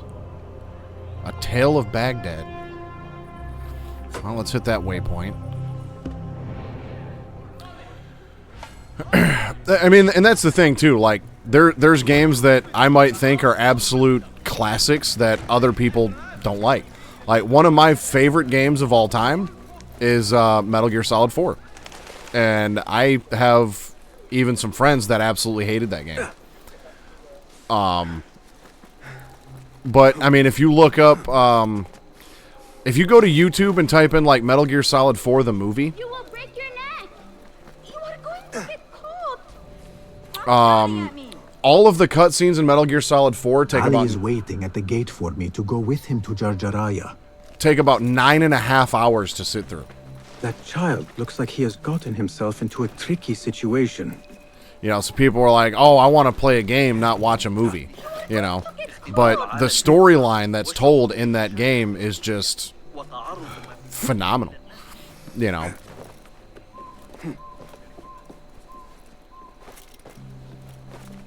At least, my opinion it is.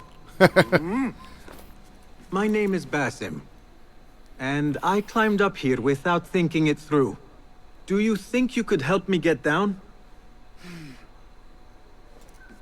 When I was your age, I did all kinds of foolish things to impress my friends. I did not do it for them. I did it for the hidden ones. Ah, the hidden ones. Not everyone believes in them, but I do. They're the true protectors of the people. They were the ones who avenged my mother. Not the Khalifa or his men. The hidden ones did that. I see. And you thought this would get their attention, climbing up here. I heard they can die from great heights and not get hurt. But I cannot do something unless I see someone else do it first. Do you think you could do it if I showed you?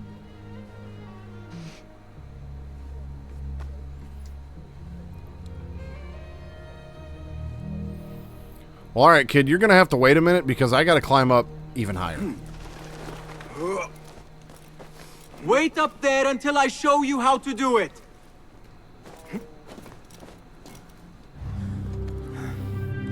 You know, so like, my brother Grim, he's only ever played Metal Gear Solid 1. And I've played every single one of them multiple times. And Grim, I think I finally convinced Grim a while back after I talked him into playing the first game to finally give the rest of the series, you know, a fair shot. But it took several years. However, Grim did see me play through every single game when we were younger. So he is familiar with them. But it was just kind of like the stealth games, you know, were never much of an interest to Grim for quite some time. Like, I played Halo back in the day. Hated it. I couldn't stand Halo. It's not for me. You know, but I can recognize what, you know, what an iconic game series it was. Just not for me. It's like music. You see? I am unharmed. Now you go. I cannot. Yes, you can. Do not overthink it. You simply need to have faith.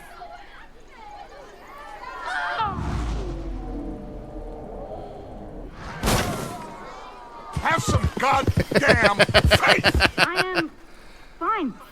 Give me a second. Like Led Zeppelin. Never understood what was so great about Led Zeppelin. No. However, Nothing broken. you know, you can't diminish their impact on music as a whole. You know, you got to give them credit where credit's due. You know, so just because something ain't for me doesn't mean it sucks. You are a fast learner. I told you, I can do anything if only someone shows me first. That is a valuable talent. Be sure to have a good teacher next time you try something risky like that. You could teach me. I am no teacher. I still have much to learn. No, you are a good teacher. You teach by example. Are you... Seek me out when your voice begins to break. Then we will talk. In other words, hit puberty first. That was amazing! Come on, Haytham! Wait. The Muezzin catches us! I am coming! Grim, did you catch that? I said, come on, Hytham. That must... Yep. Hytham is in Assassin's Creed Valhalla, and he establishes a bureau of the Hidden Ones in your settlement in England. So, it's interesting that we see that kid at that young of an age. But then again, this game does take place, I believe, 10 years before the events of...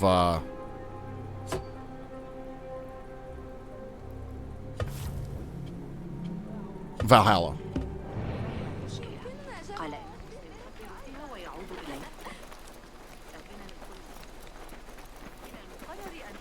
الضرائب أيضا زاد الضريبة التشكيل الذي بجوار باب العامة في طريق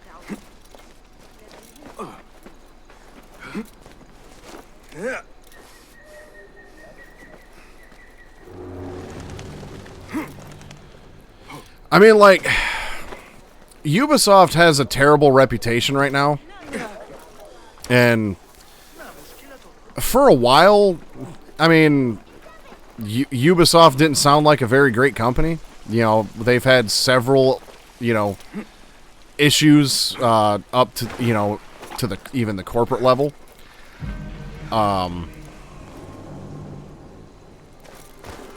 You know, harassment lawsuits and, you know, accusations and things of that nature. But, like, I don't know, man. I don't see why people are so harsh when it comes to this series. Like, yeah, not every one of them's been a, you know, home run or nothing. But,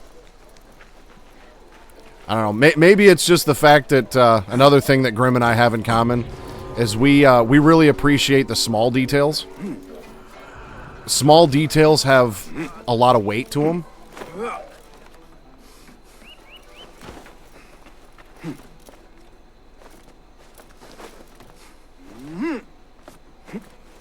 Yeah.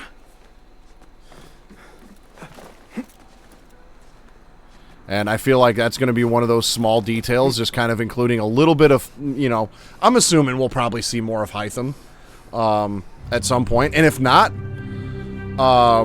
you know, that's fine too. You know, just that little detail like, hey, Hytham is there. You know, I can appreciate it.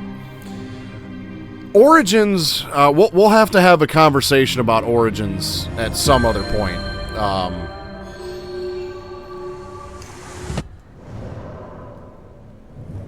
Because that game, in my opinion, had so much potential, and they just dropped the ball with it.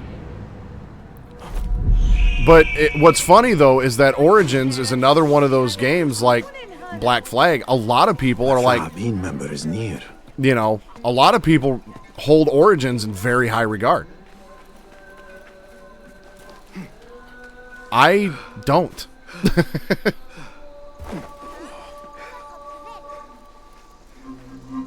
A small, strange shard. Yet it weighs heavily in my hand. What is it, I wonder?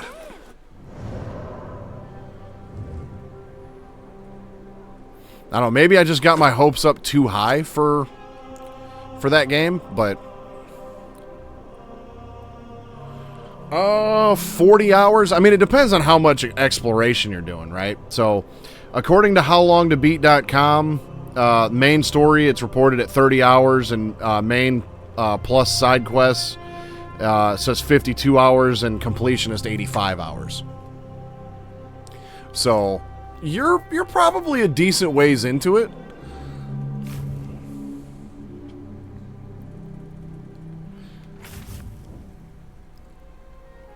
It's just, for me, after having played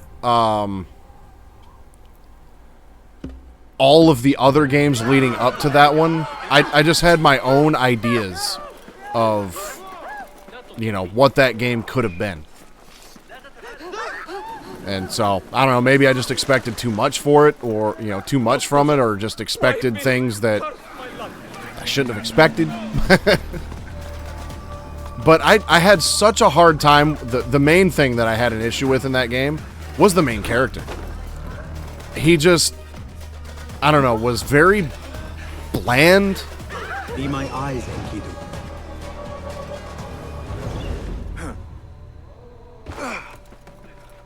Like, just didn't really have much of a personality to him.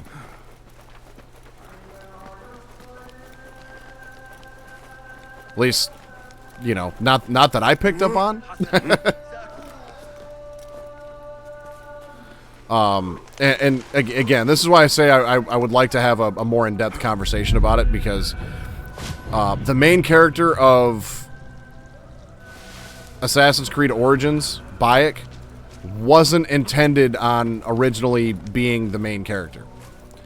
Bayek was supposed to die in the opening moments of the game. So he was there, but he wasn't supposed to be there for probably, you know, more than a quest or two, and ended up becoming the main character. So I don't think they really had a whole lot of character development in place for him, and then just kind of had to make him the main focus. Hidden one. If you have the time, there is a commodity on the streets you should know of. It is called Secret Spice, and rumor has it that people are almost out to kill just for a sample. No one really knows its origin, but I have a feeling you'll be able to find out. Perhaps the spice stall at the Great Bazaar can provide some answers. Neat. Basim, over here.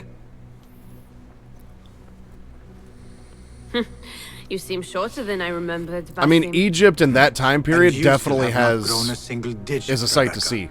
No, we're not here as enemies. No, but we never held back on the training ground. Roshan tells me you are local here. In a manner of speaking. I lived here a time before I left for Anbar.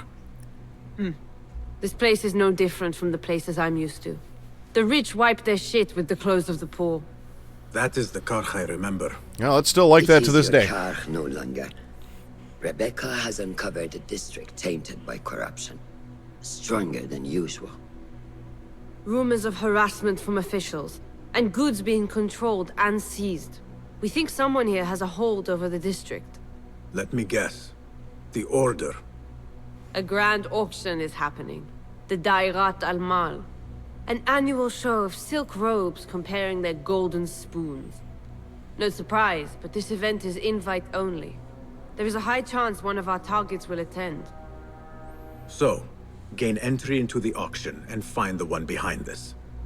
Mumtaz, you catch on quick. Finding it hard to keep up? There might be clues if we trace trouble to the root. I can show you where they are brewing. Join me outside when you're ready. I really like the way that this game is being paced out currently. You know, by throwing these 3 bureaus at one time at me, you know, it gives you the freedom to, you know, do things really in kind of whatever order you want. It's looking like.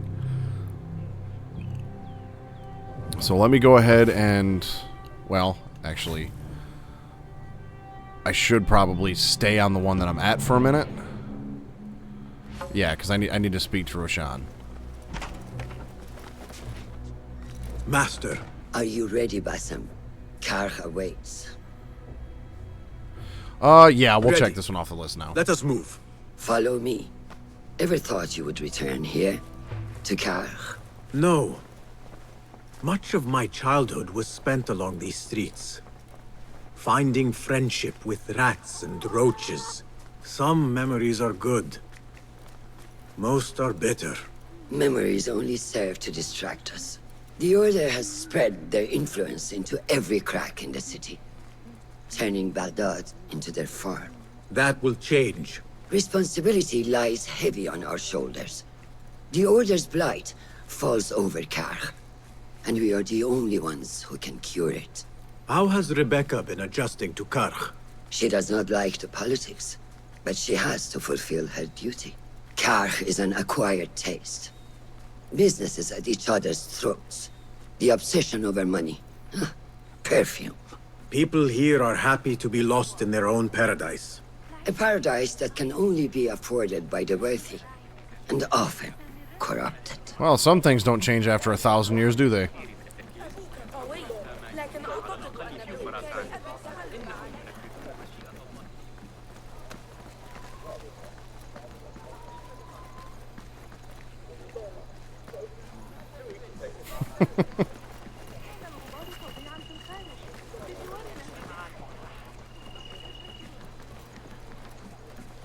Peace, be not unkind. Hopefully I don't have to go much farther. I don't know why, but I really... Sweet. Because I really don't like these just follow quests. Well, that's just the, you know, the language and how they speak. Welcome back to Karch. That's like German language.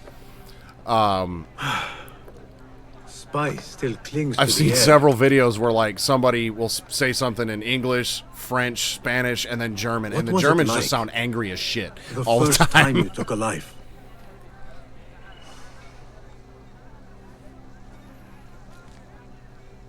I barely recall. It was a man I used to know well. Before all of this. Before the Hidden Ones. You do not remember? My memories are buried next to him. I refuse to let his death hunt me. The way his breath hunted me when he was alive. I won't let the past define me. This is why I now consider myself the daughter of no one. If we do not quell the storm within us while awake, it takes us in our dreams. Like with you and your Jinni. Bassam's got some more problems than just that. No. The souk. Like Rebecca said, some guards came through recently, breaking bottles, smashing crates. What caused this aggression? Let's find out. I've also heard they're seizing foreign goods, mostly from the East Road. The East Road? I believe I know someone who can help. It has been an age. Hopefully he is still around. I would be happy to see him again. Do not let nostalgia cloud reality, Bassam. I will not. I know nothing stays the same. Nostalgia's a powerful thing, though, Bassam. You gotta be careful with that shit. It has been some time. I wonder what has changed around here. Case in point. I'll go back to the menu. Nostalgia can be a powerful thing. We have this bland-ass color filter that makes the game look very, very gray. and it's called the iconic color filter. So, yeah, nostalgia is a powerful thing. Multiple cases unveiled. Oh, shit. This is starting to get complicated.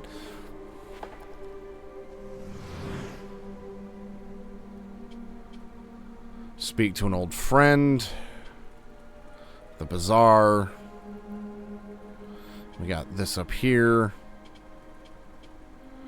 And I still have a whole nother bureau I need to go visit, which is way over here.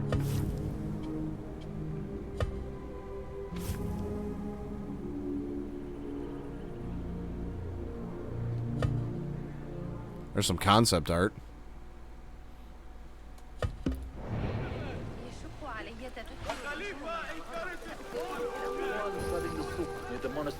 Now, let's see if I can steal from you real quick. That's close enough. That was flawless. Like, there's a couple of those artifacts I've pickpocketed where it was like, you know, right on the line. I wasn't sure if I'd get it or not. That one was right in the middle, just mwah.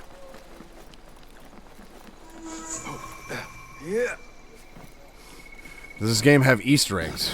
You are like a grain of sand in the Sahara Desert. Yeah, and I am the entire desert. Easter eggs, like, just describe what you mean. I mean, I know what an Easter egg is, but like, you know, Easter eggs can be many, many different things. But I'm gonna say no.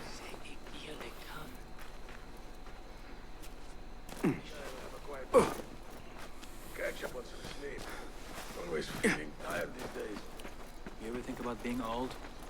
I mean, too old to do this? Your knees are already... What a life, eh? Need some steel? Pay to stand around and tell people what to do. Potentially, yeah, the Hytham mention could be...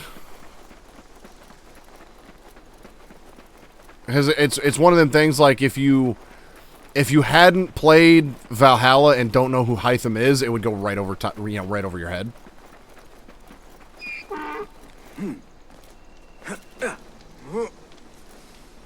Oh, gotcha. Yeah, every I mean, pretty much every Assassin's Creed has something like that to a degree.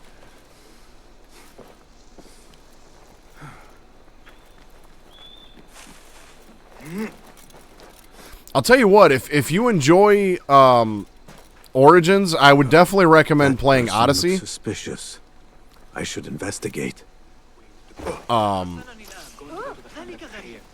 Odyssey, the main character, you choose either male or female. And they're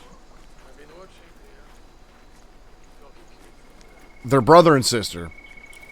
But whether you choose male or female, you're either the grandson or the granddaughter of Leonidas from, you know, the Spartans.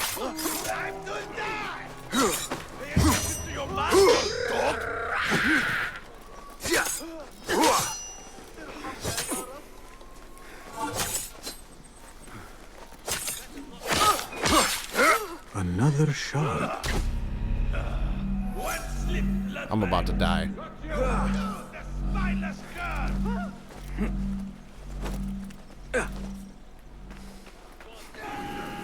There you are!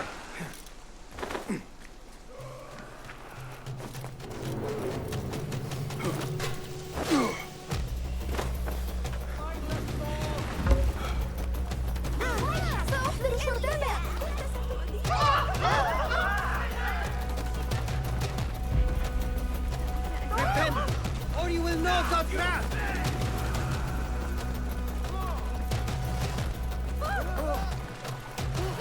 Odyssey had some really cool like battle sequences in it, and that's another thing I don't think the Assassin's Creed series gets enough credit for, is whatever setting they decide to do, the gameplay is done really well to compensate for it. Like, you know, obviously this game takes place in the 800-900s, so, you know, guns don't exist yet, so it's all, you know, melee combat and what have you. Whereas, like, Assassin's Creed Black Flag, for example, has naval combat, you know, cannons, you know, the character that you play, Edward, he's got like 4 flintlock pistols strapped to his chest, you know, so there's guns and everything, and it fits really well. Like, the way that they change up the gameplay to fit the time period, while also still, you know, at least in the original games, you know, retaining that Assassin's Creed style, was always very well done.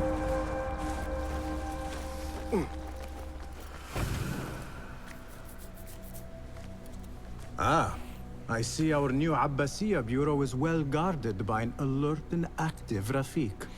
Bassem, you startled me. I was just enjoying some poetry. Oh, whose?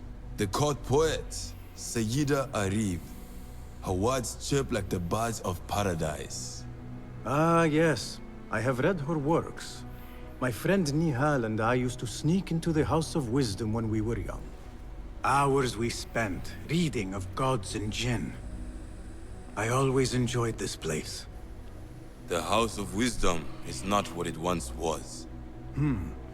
Is not our friend Ahmad ibn Musa there? He went to his workshop, as I recall. Yes. I sent a message for him to come and help set up this bureau, but he never replied. My spies could not contact him. A week has passed, and he cannot be found. That's not good. So,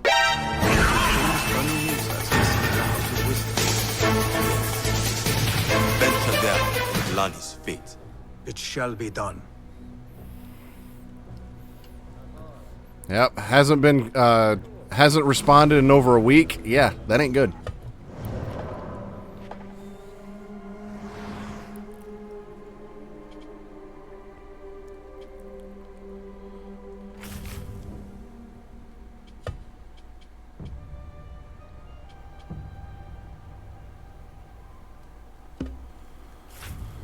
Okay, so, well, that's pretty close by.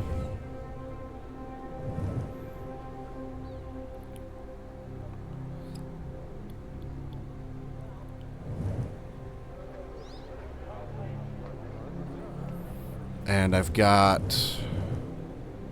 Well, there's another one of these artifacts right there I can snag. And I'll hit this viewpoint as well.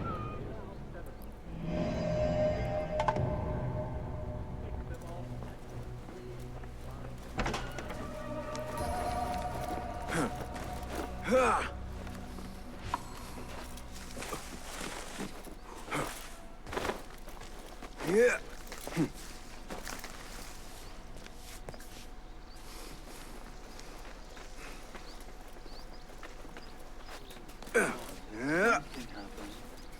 What? Hold on!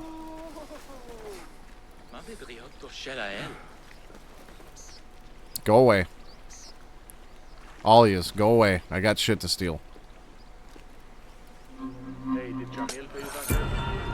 He's still upstairs.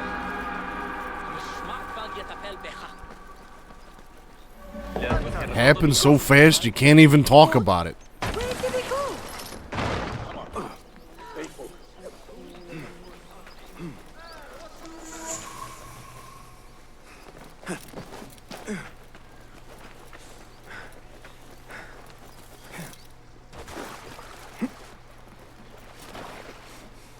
Oh, I can just straight up steal these boats? That's cool.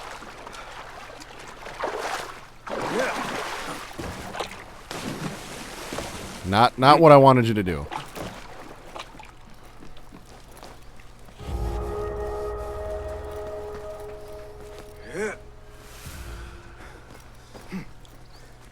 The Sticky Bandit.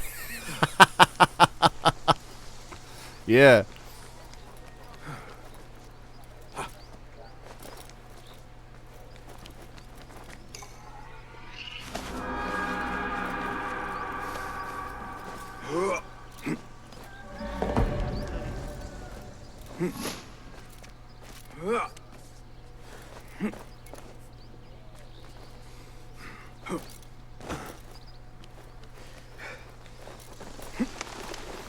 You know, I feel like I need to watch those movies again soon. The Home Alone movies, at least the first two. Because it's Christmas time. And both of those movies, you know, take place during Christmas. Now, Mrs. Suave and I, we kicked off the holiday season with the movie Violent Night. We do, I can't remember if that movie came out last year or the year before. I think it was last year. Maybe it was the year before. I don't remember. But either way, Violent Night is probably my favorite Christmas movie by far. That movie's fantastic.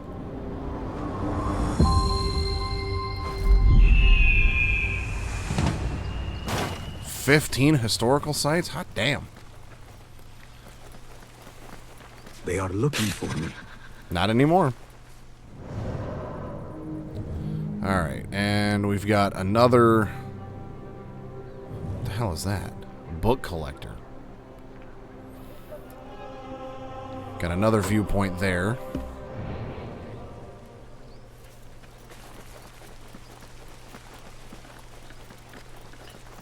Getting the viewpoints is always one of the first things I try to check off the list, so that way when, you know, you got to jump back and forth between different areas, you can just, you know, fast travel.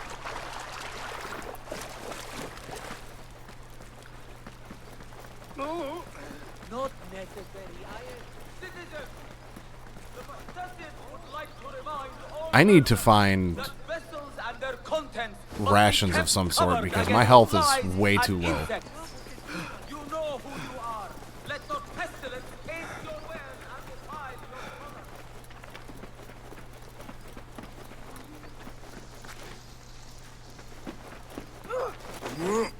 كف عن ذلك أيها الخسيس. I know there's a second Violent Night in development, and I really hope it comes out soon, and I hope it's fantastic.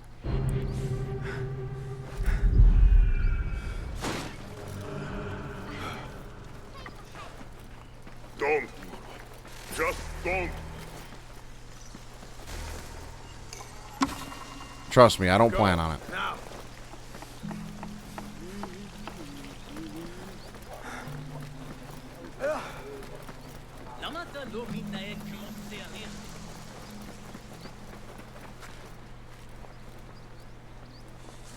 Smoke from the House of Wisdom.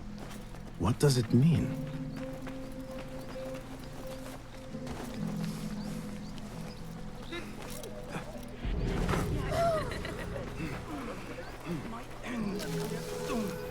It's like we got another Tale of Baghdad over here.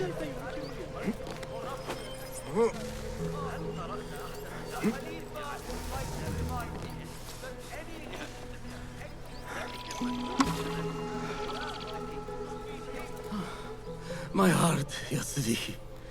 It fails me. Let me find you some help. Perhaps there is a doctor I can take you to. Too late. Yet, there are still many things I must do. My life's work. A treatise upon the heavenly stars. I must get it to the House of Wisdom before my rivals claim it and steal my glory. If you wish, I can deliver the treatise for you. And then, there is my beloved son. Today, he and I argued most bitterly. Without his forgiveness, I cannot. I will fetch him so that you can make your peace. No. The treatise first. Help me retrieve it. Please. I shall do so.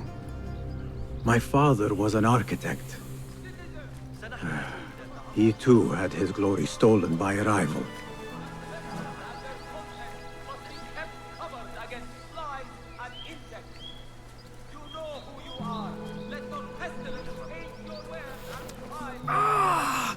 Yeah, just about any Kevin Hart movie, you're guaranteed at least a couple decent laughs.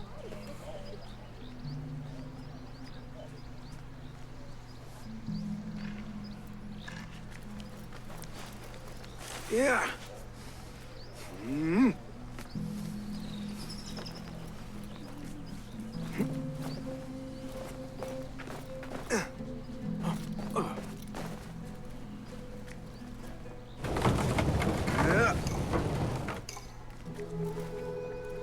Ah, I see.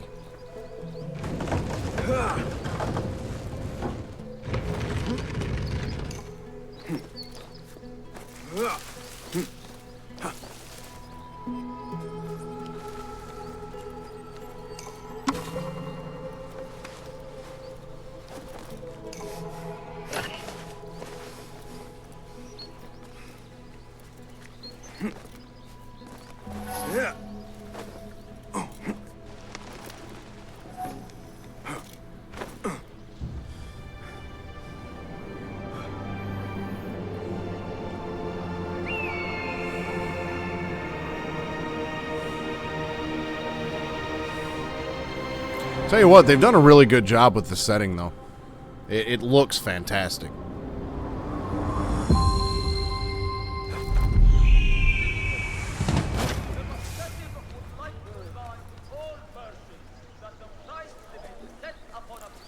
I don't know what I'm supposed to do with this guy. So, I guess I'm just going to move on.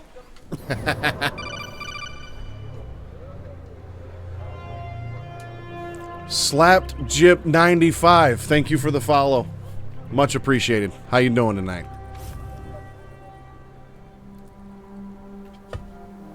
Okay. so I got a round moon plaque, and I think these enigmas are treasure maps. That's what those are. Well, I guess let's just head over here to this quest marker and do that.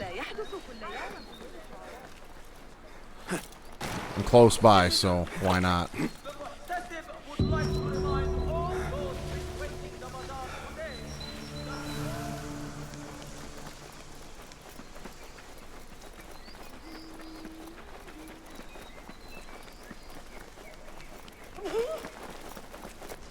People, calm yourselves. The fire was small and has been contained. Allah's wrath is upon us. Most of our books are safe. The danger has passed. Old man, how did this fire start? Old man? Fazil Fahim is old as the House of Wisdom, which he commands. Forgive me, Ustadi. I spoke in haste. Can I help? No, the fire has been quenched by the Watermaster's bucket brigades. I am searching for Ahmad ibn Musa. Ah, yes, he has a workshop here, but I have not spoken to him lately. Who started these fires? Ruffians, I suppose. Enemies of the Khalifa, to be exact. What sort of books were they burning? It is too soon to tell. Perhaps the caretaker of books would know. Peace be upon you, Elder. I shall go. I still need to find Ahmad ibn Musa, but I should also speak to the caretaker of books in the library.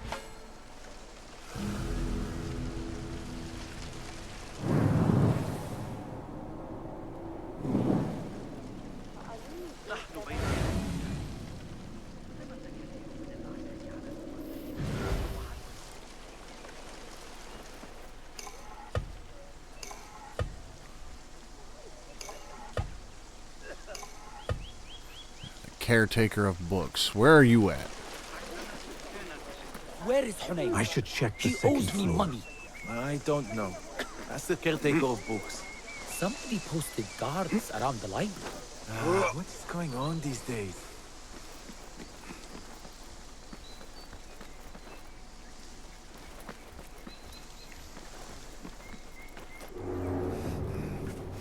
The library is guarded. Something must have happened.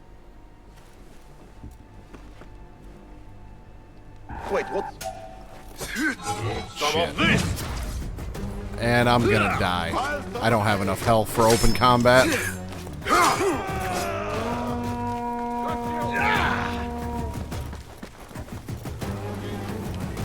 Got you!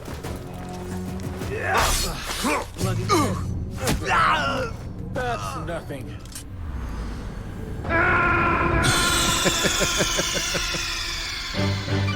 Snake, are you okay? Snake? Snake! That one was definitely appropriate.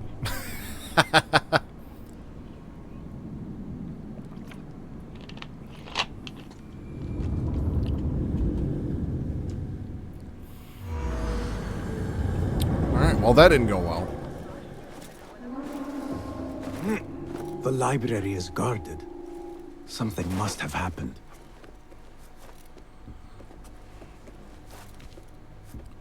We gotta stay out of sight and out of mind. What a bloody mess. That's nothing. I saw worse in the Eastern campaigns. But this is a library. Should do something. They don't believe me.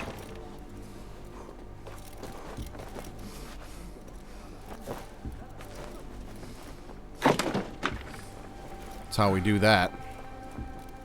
Now, the caretaker of books is down there somewhere. I am invincible!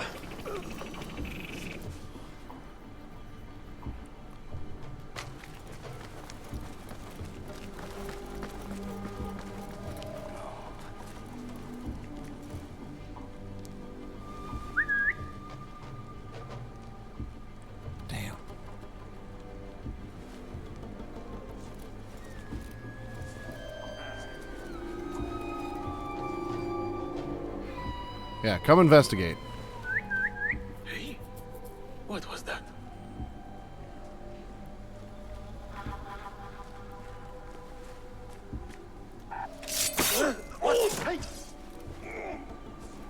Won't run so well once I pluck those eyes out. I love how that dude just puts his sword away. Yeah, nothing to see here.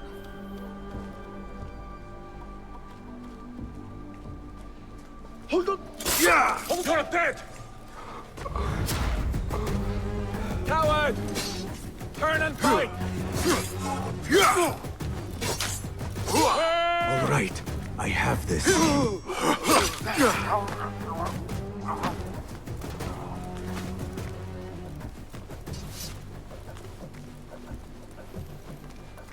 Oh, that went okay.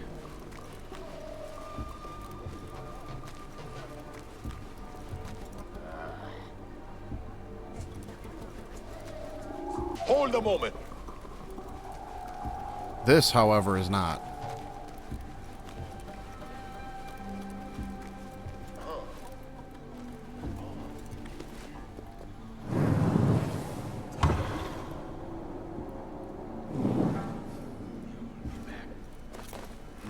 Don't worry, I'm here if anything does turn up.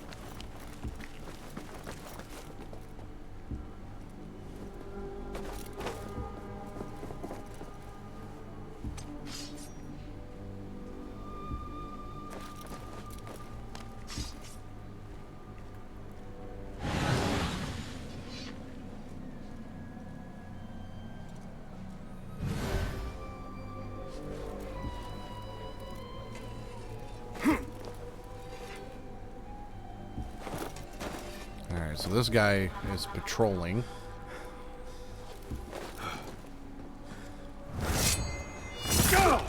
Hey! What? Taste death!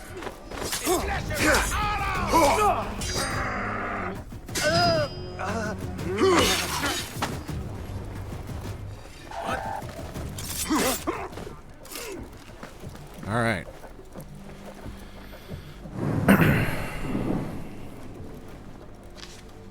I know you are wary of the new numerals, but I beg you to reconsider. Juarez, I'm sorry, I butchered that, has refined them, and even foreign scholars at the House of Wisdom are impressed. Some have invited me to return with them to Cordoba to present the numerals there. I know that in a few years you and I will laugh and wonder how we ever managed without them.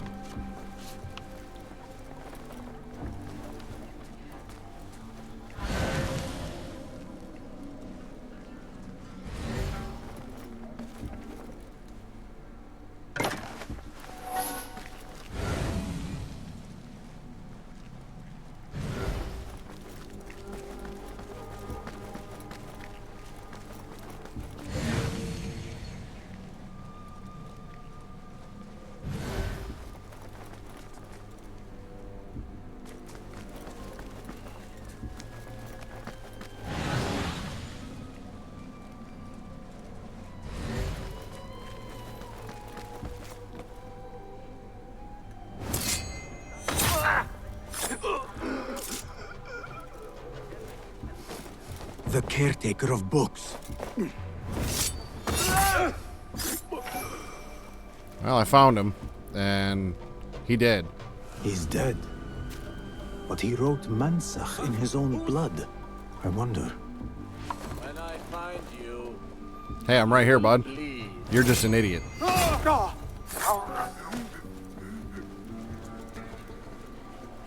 will examine the caretaker's body momentarily. Oh, right in the neck.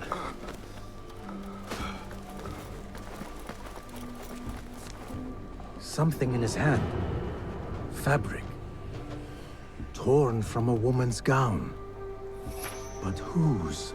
Strange fires and a dead caretaker. Horrifying. I should hurry.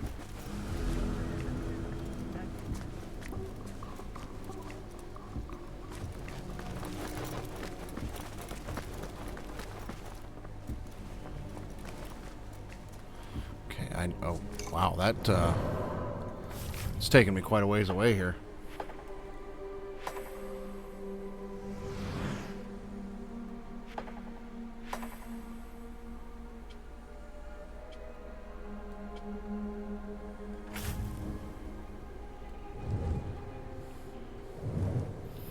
I know there's another quest right there.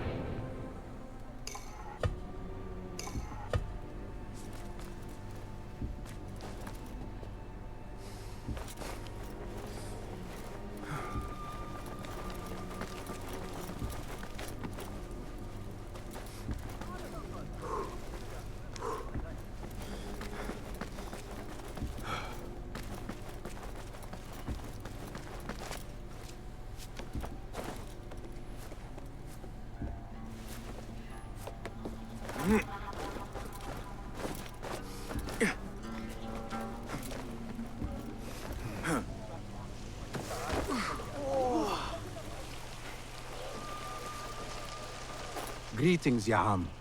If I may, where is the scholar Ahmad ibn Musa? Ah, yes. The most adventurous of the Banu Musa. His workshop is right behind me. Thank you, Ya'am. Oh, that was simple.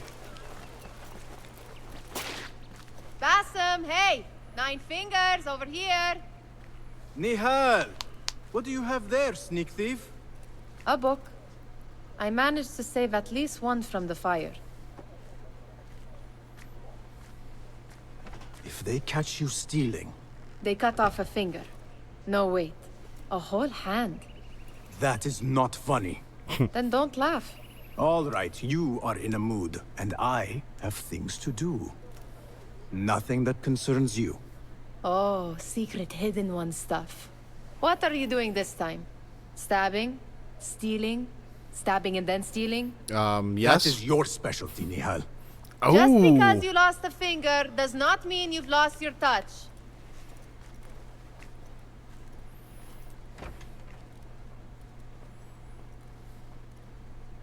All these tools and books. Looks like Ahmad's room. But where is he?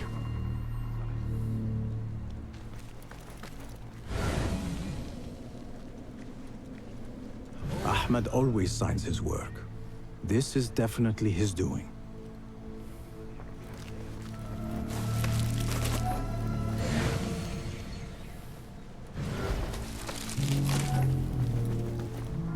Measuring tools, like my father used to own.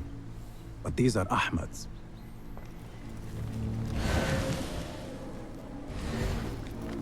The letter says these books are for Ahmad.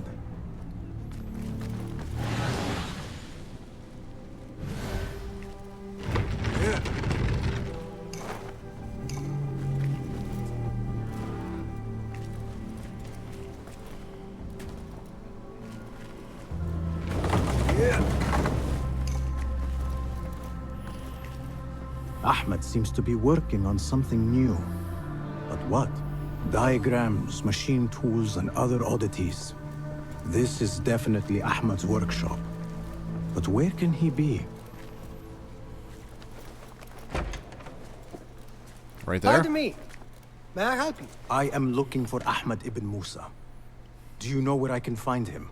I may be able to help you. Follow me.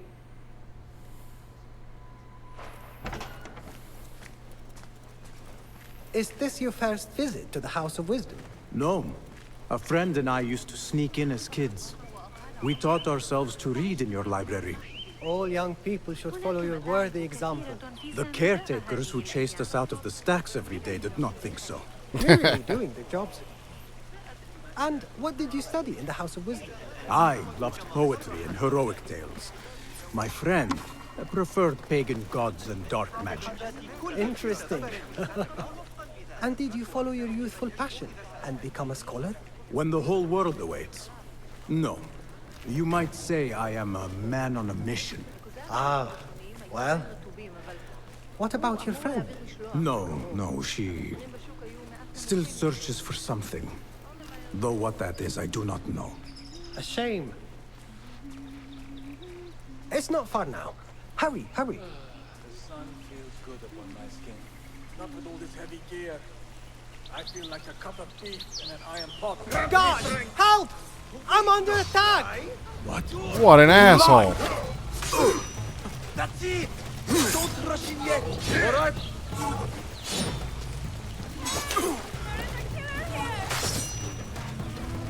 I'll scrape bits of you off my boat! Plenty of fight left! Don't go down! Alright!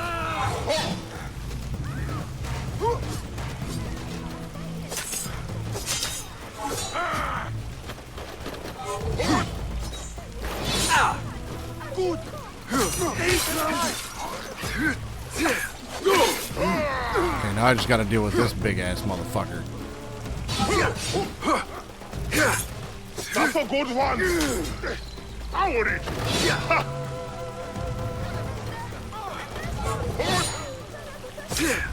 I've got all day! Again? Ah! Shit.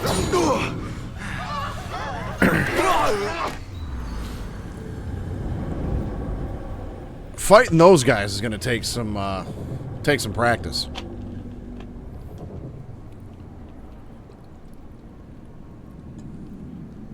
I'm also really used to the combat in Assassin's Creed Valhalla since I've been playing that quite a bit. And it's like Basim's stamina. My friend and I used to sneak in as kids. We taught ourselves to read in your library. All young people should Seems to follow run out a his lot worthy quicker. example. The caretakers who chased us out of the stacks every day did not think so.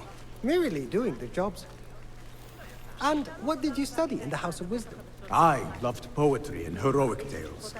My friend preferred pagan gods and dark magic. Interesting. And did you follow your youthful passion and become a scholar? When the whole world awaits. No. You might say I am a man on a mission. Ah, I feel well, like a cut of beef in an iron what pot. about your friend? No, she still searches for something. Though what that is, I do not know. I've got to get from A here shame. to Mukhtar, then Baba Shan, so It's not far now. you'd better Hurry, report to hurry. Qadi without... Follow close to Hamid, please. Damn, I was hoping I could sneak up behind him and just assassinate that big-ass dude. Actually, I have a couple skill points. Maybe that'll help me a little bit. Breakfall, Pickpocket Master, extra tool capacity. No, I don't think any of this is going to help me in combat. That one would, though. Let's do that. Because then I can also do that. That'll help later. Guys, help! I'm under attack! Hear that brat? You lie!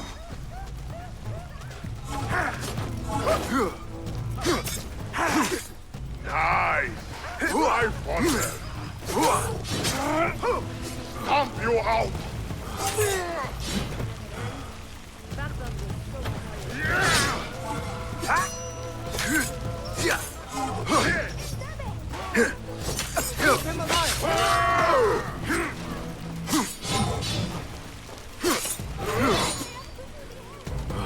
You can't take me!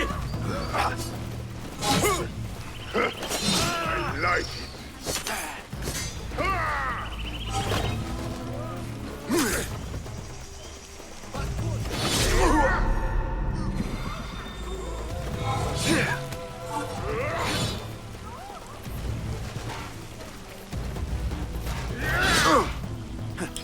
The yellow attacks I can parry, but it's like the dude doesn't use them that often. And the reaction time is so small.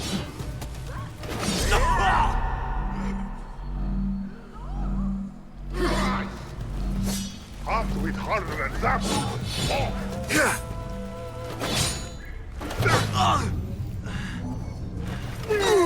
Like, the red attacks have to be dodged. The yellow attacks can be parried. But the reaction time on the parries is so tight.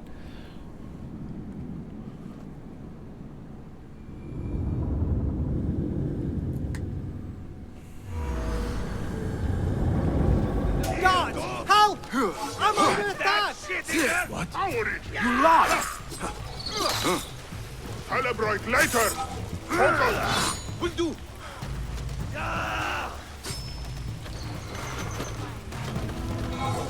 Your fate is sealed! Keep him alive!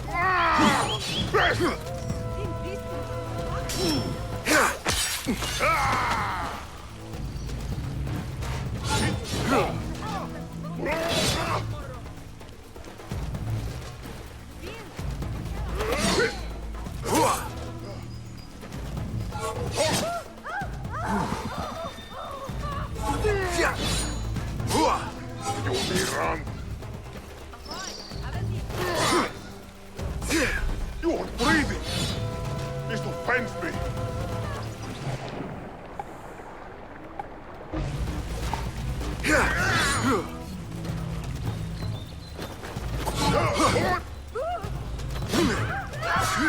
So predictable!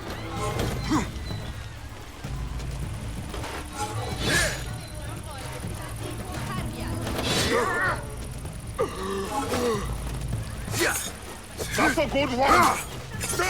Go on! Save the day!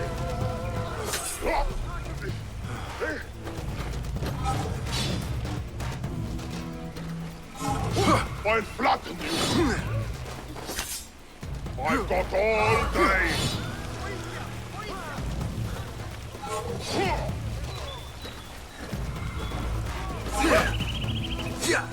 Half with 100 Yes, finally. Shit. Please, don't hurt me.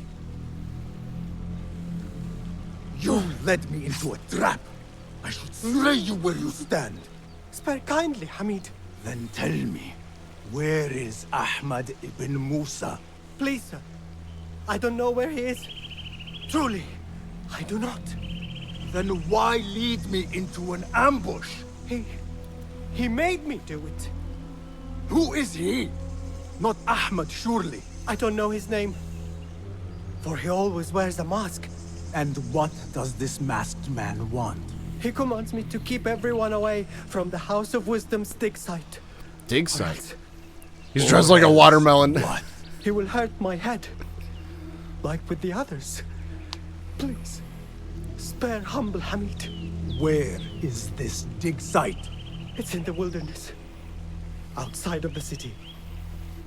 Here, let me draw you a map.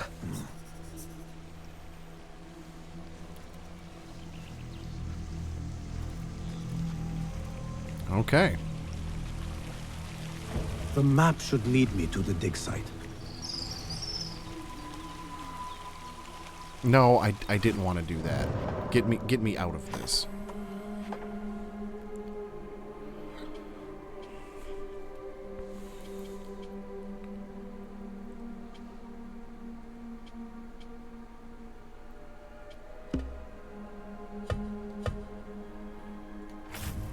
Okay.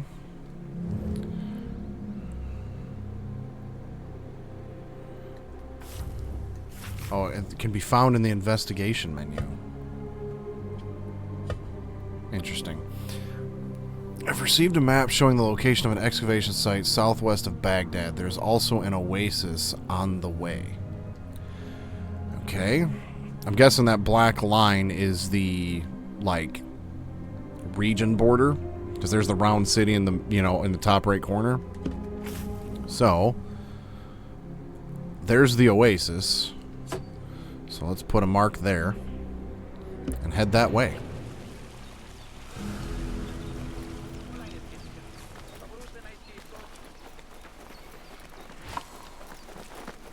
You know, and I think...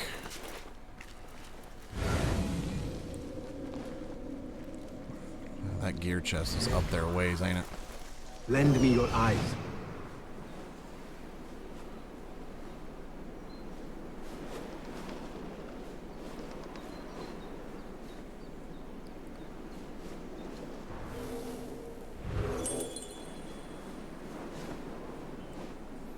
I don't really see a very easy way in there either.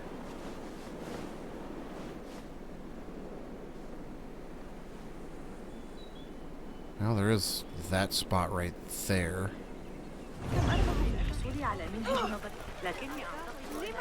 Let's see if I can get this gear chest before I head out.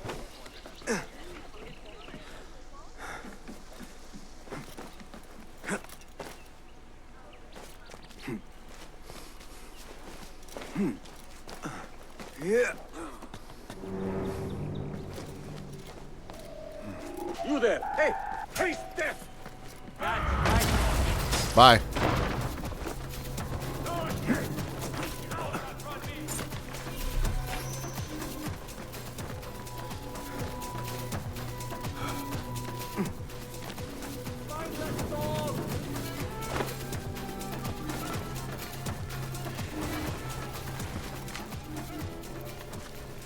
I need a key to get in there.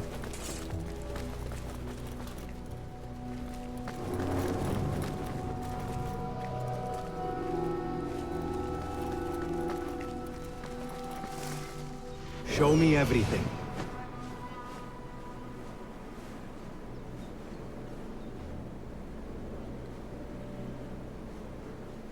And I'm not seeing a key anywhere.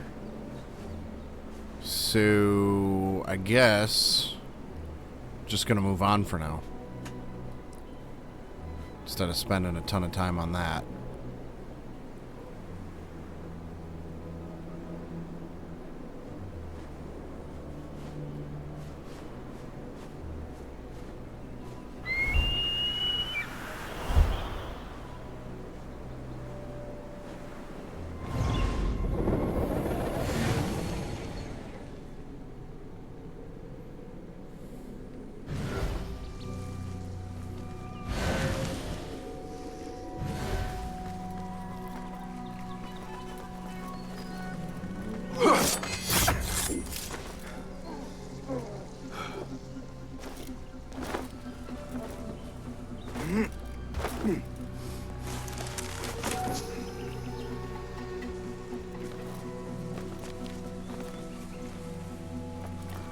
Oh yeah, rope burn.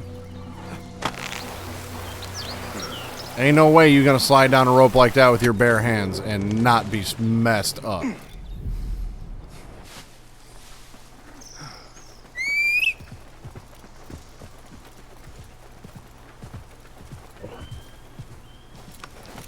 Yeah! Onward!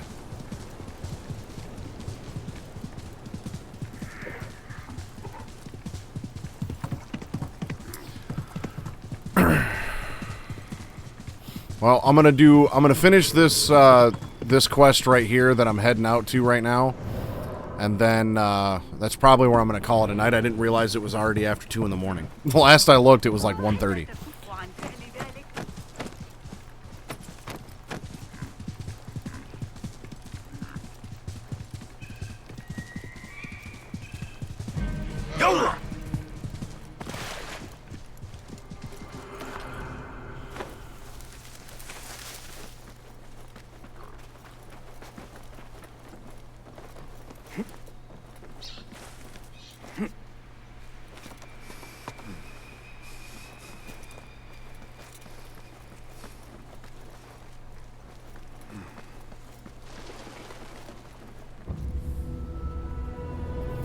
Alright, so dude said there was an oasis on the way, and that's where we are now.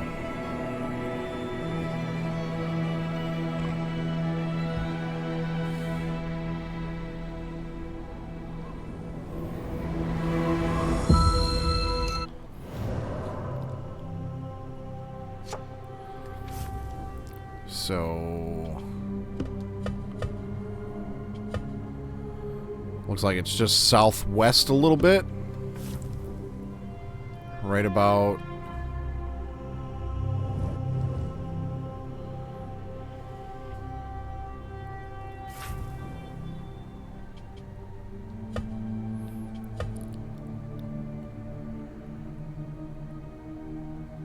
Okay, so there's a river above the oasis and a river below the oasis. So yeah, it's about there.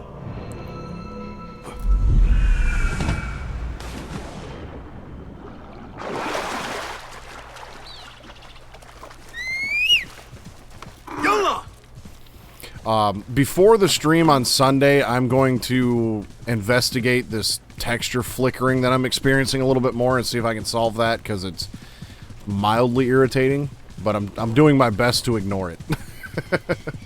Oh shit. Yeah, this is Such a massive dig. What are they? they're up to no good.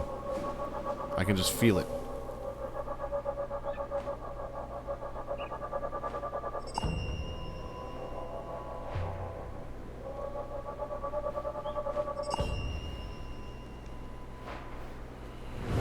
Such a massive dig.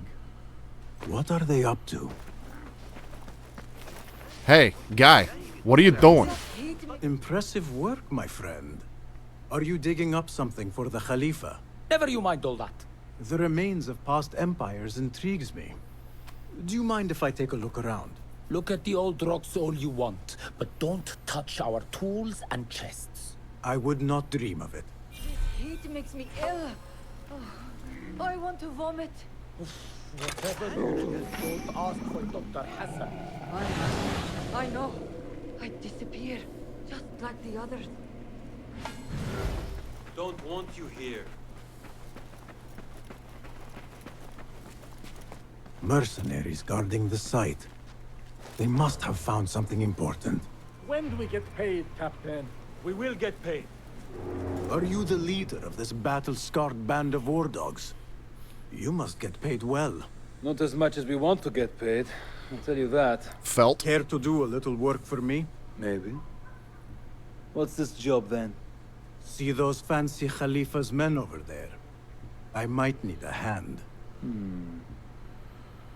Let's work something out. No, I'm not gonna offer the one token that I have. Second thought. Like, there's been several opportunities where I can pay this token that I have to somebody to do something, yet, it's the only one that I have. And I don't feel like I should give it away that easy.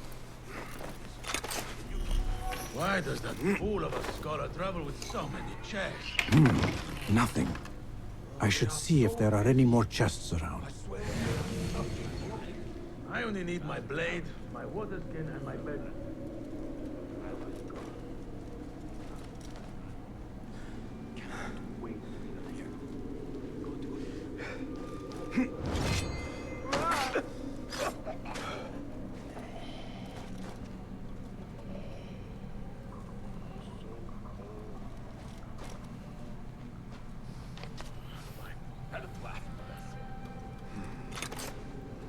Standing guard beneath the sweltering sun. The house of wisdom. Oh shit. This work is dangerous and unclean. Hold on. Hey, we disturb the ghost of ancient unbelievers. That was smooth. Wait, what? Hold you! I'll flay you when I find you. Hey, won't take long.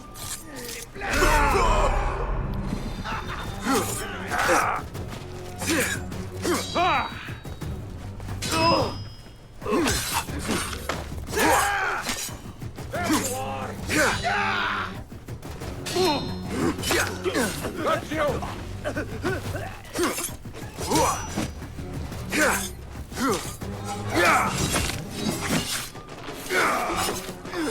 Right through the neck.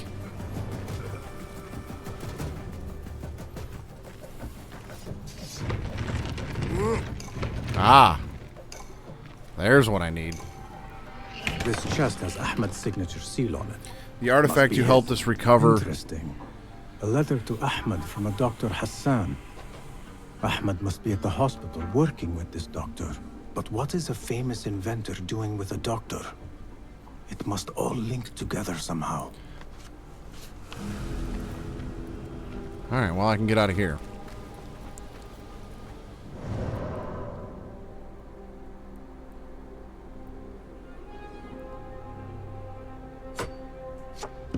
Now, I need to get out of this restricted area in order to fast travel. Whee!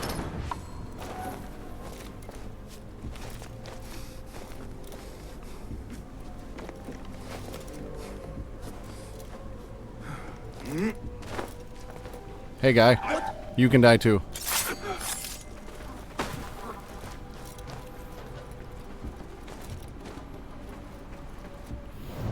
Alright, yeah, let me me head back here. I want to try to wrap this up. I don't want to stop like right in the middle of something because I feel like I'm right on the precipice of something.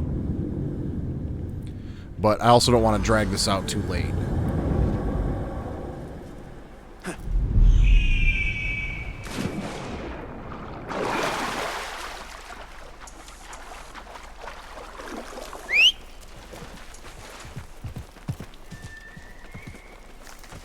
Yalla, yalla!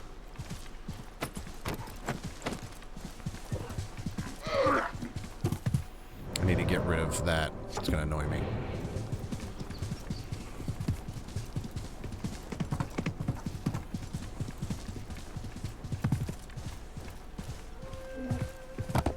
Here!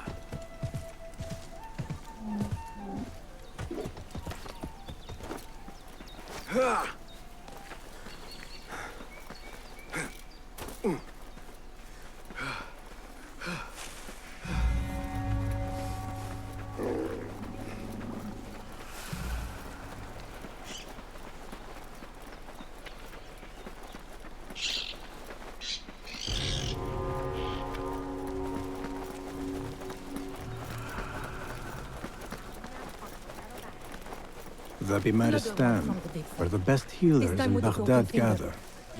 Finding Dr. Hassan should lead me to Ahmed.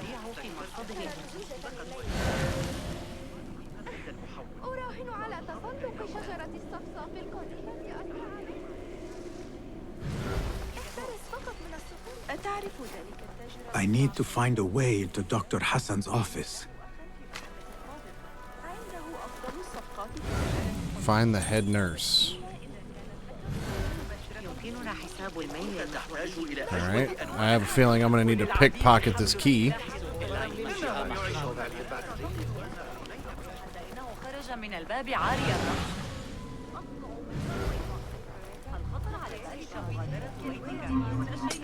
Shoot, that was easy. Lady could have just gave me the key.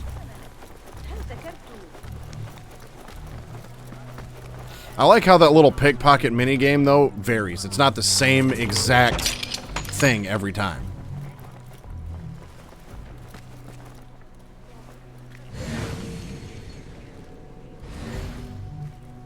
The symbol of the Order. This all but proves that Dr. Hassan is one of them. Oh, he gotta die.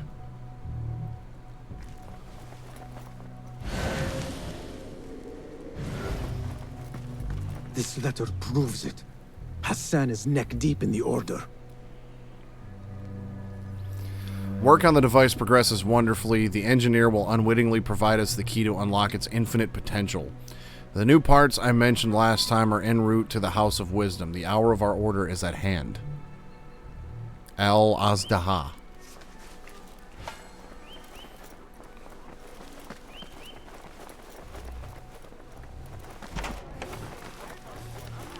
I have some burnt scholars here.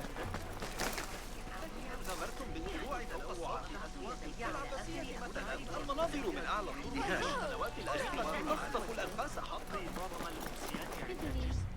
محدقا فرسان لنهر دجلة أراضي قصر الأمير عناية جيدة لكنها حصرية بعض الشيء لو أنك تعرف ما أعنيه لقد طلبوا مني بحدة ألا أقترب كثيرا من تلك الحدائق الذكية. Some scholars from the House of Wisdom got burned trying to save the books.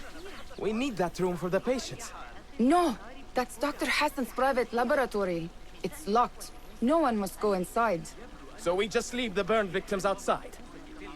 Will someone answer me? Please, use your indoor voice. You're upsetting the patients. Dr. Hassan keeps his laboratory locked up. I wonder why.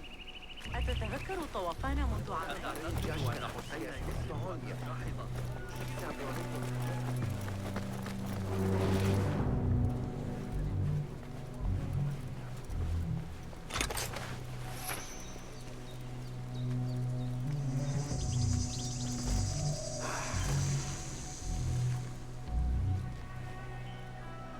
I still can't believe they might call you down. I know you don't get angry often, but you'll have to do something. Honor is at stake.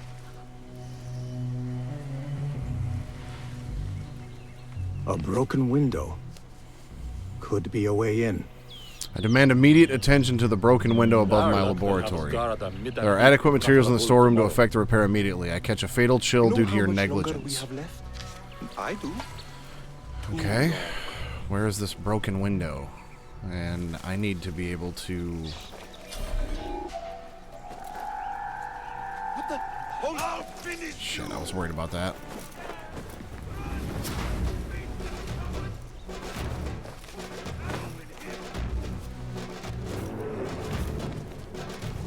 There, got you.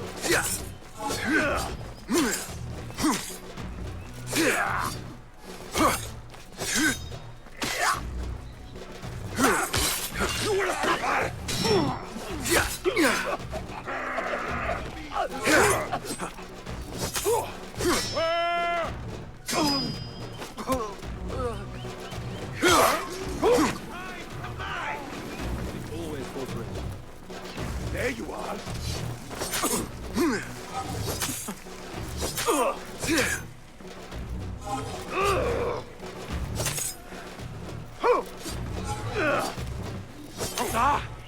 God is with me. Pay attention to your.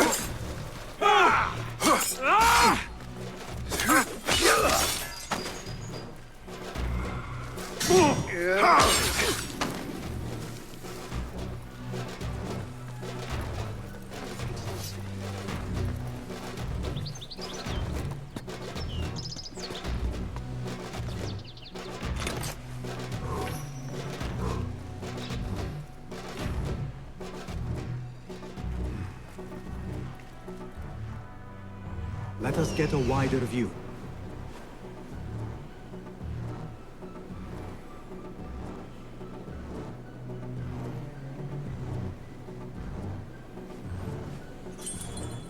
Ah, there it is, right there. There is nothing wrong with my methods, only the mechanism itself. It needs more subjects, more... The doctor is dead. Now to find Ahmad and solve this bloody mystery.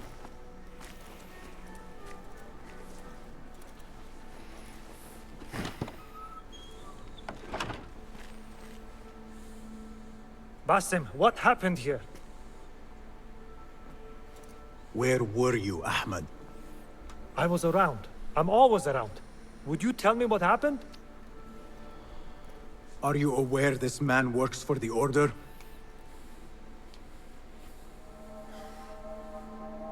He called on me a few weeks ago after they found something in the desert. An ancient mechanism of some sort. They needed me to... And you asked no questions? I never ask questions when it comes to work. Do you? Man's got a point. Tell me about this mechanism. It opens a path in the mind. A path to the ancient world. This mechanism somehow seems to open the doors of perception. Have you seen this for yourself? No, but I heard the stories of those who have.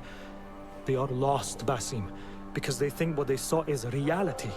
They think they belong to this ancient world. I knew nothing about the Order being involved. If I did, I would have come to you. I got caught up. You know me.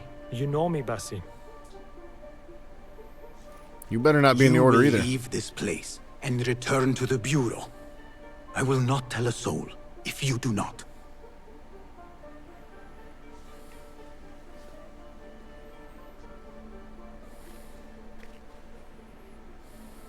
How shameful it is that knowledge always ends up in the wrong hands. Isn't it, Basim?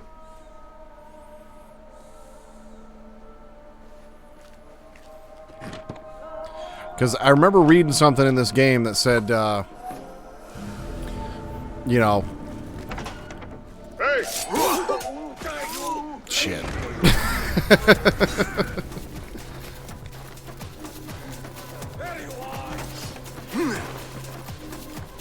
There.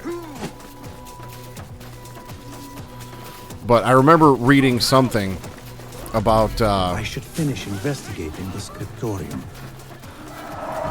you know, the Order could be, you know, even people you trust. So I kind of have a feeling that dude might be up to some shit. I ain't got a good feeling about that dude. But either way, that's where I'm going to call it a day for the night.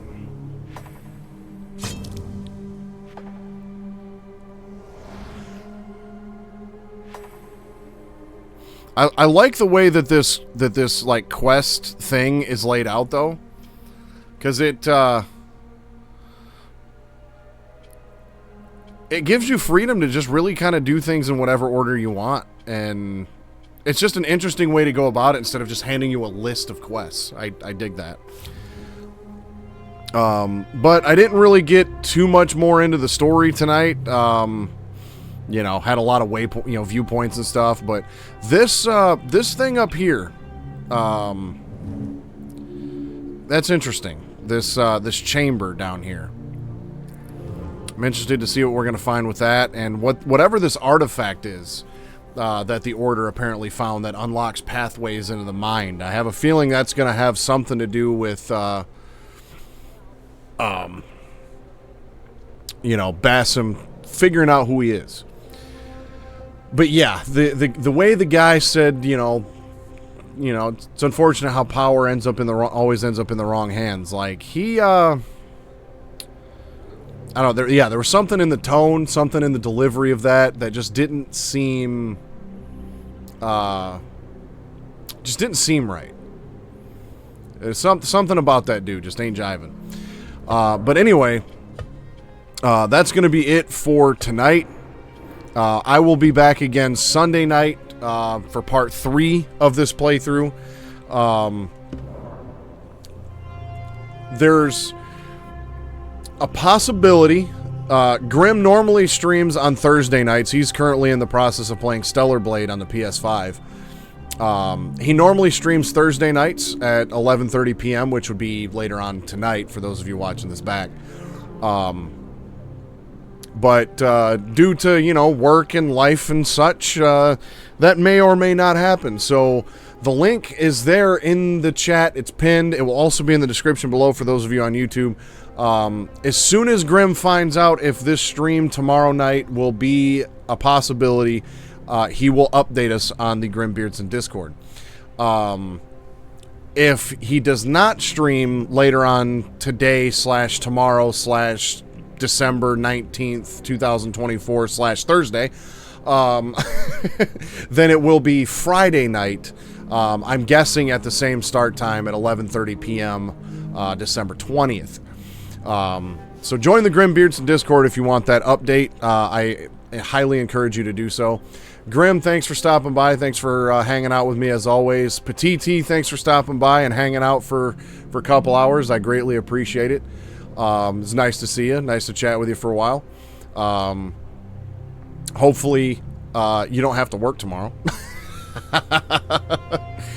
But I appreciate y'all hanging out. Slapped Jip 95, thank you for the follow. And until I see you all next time, stay suave.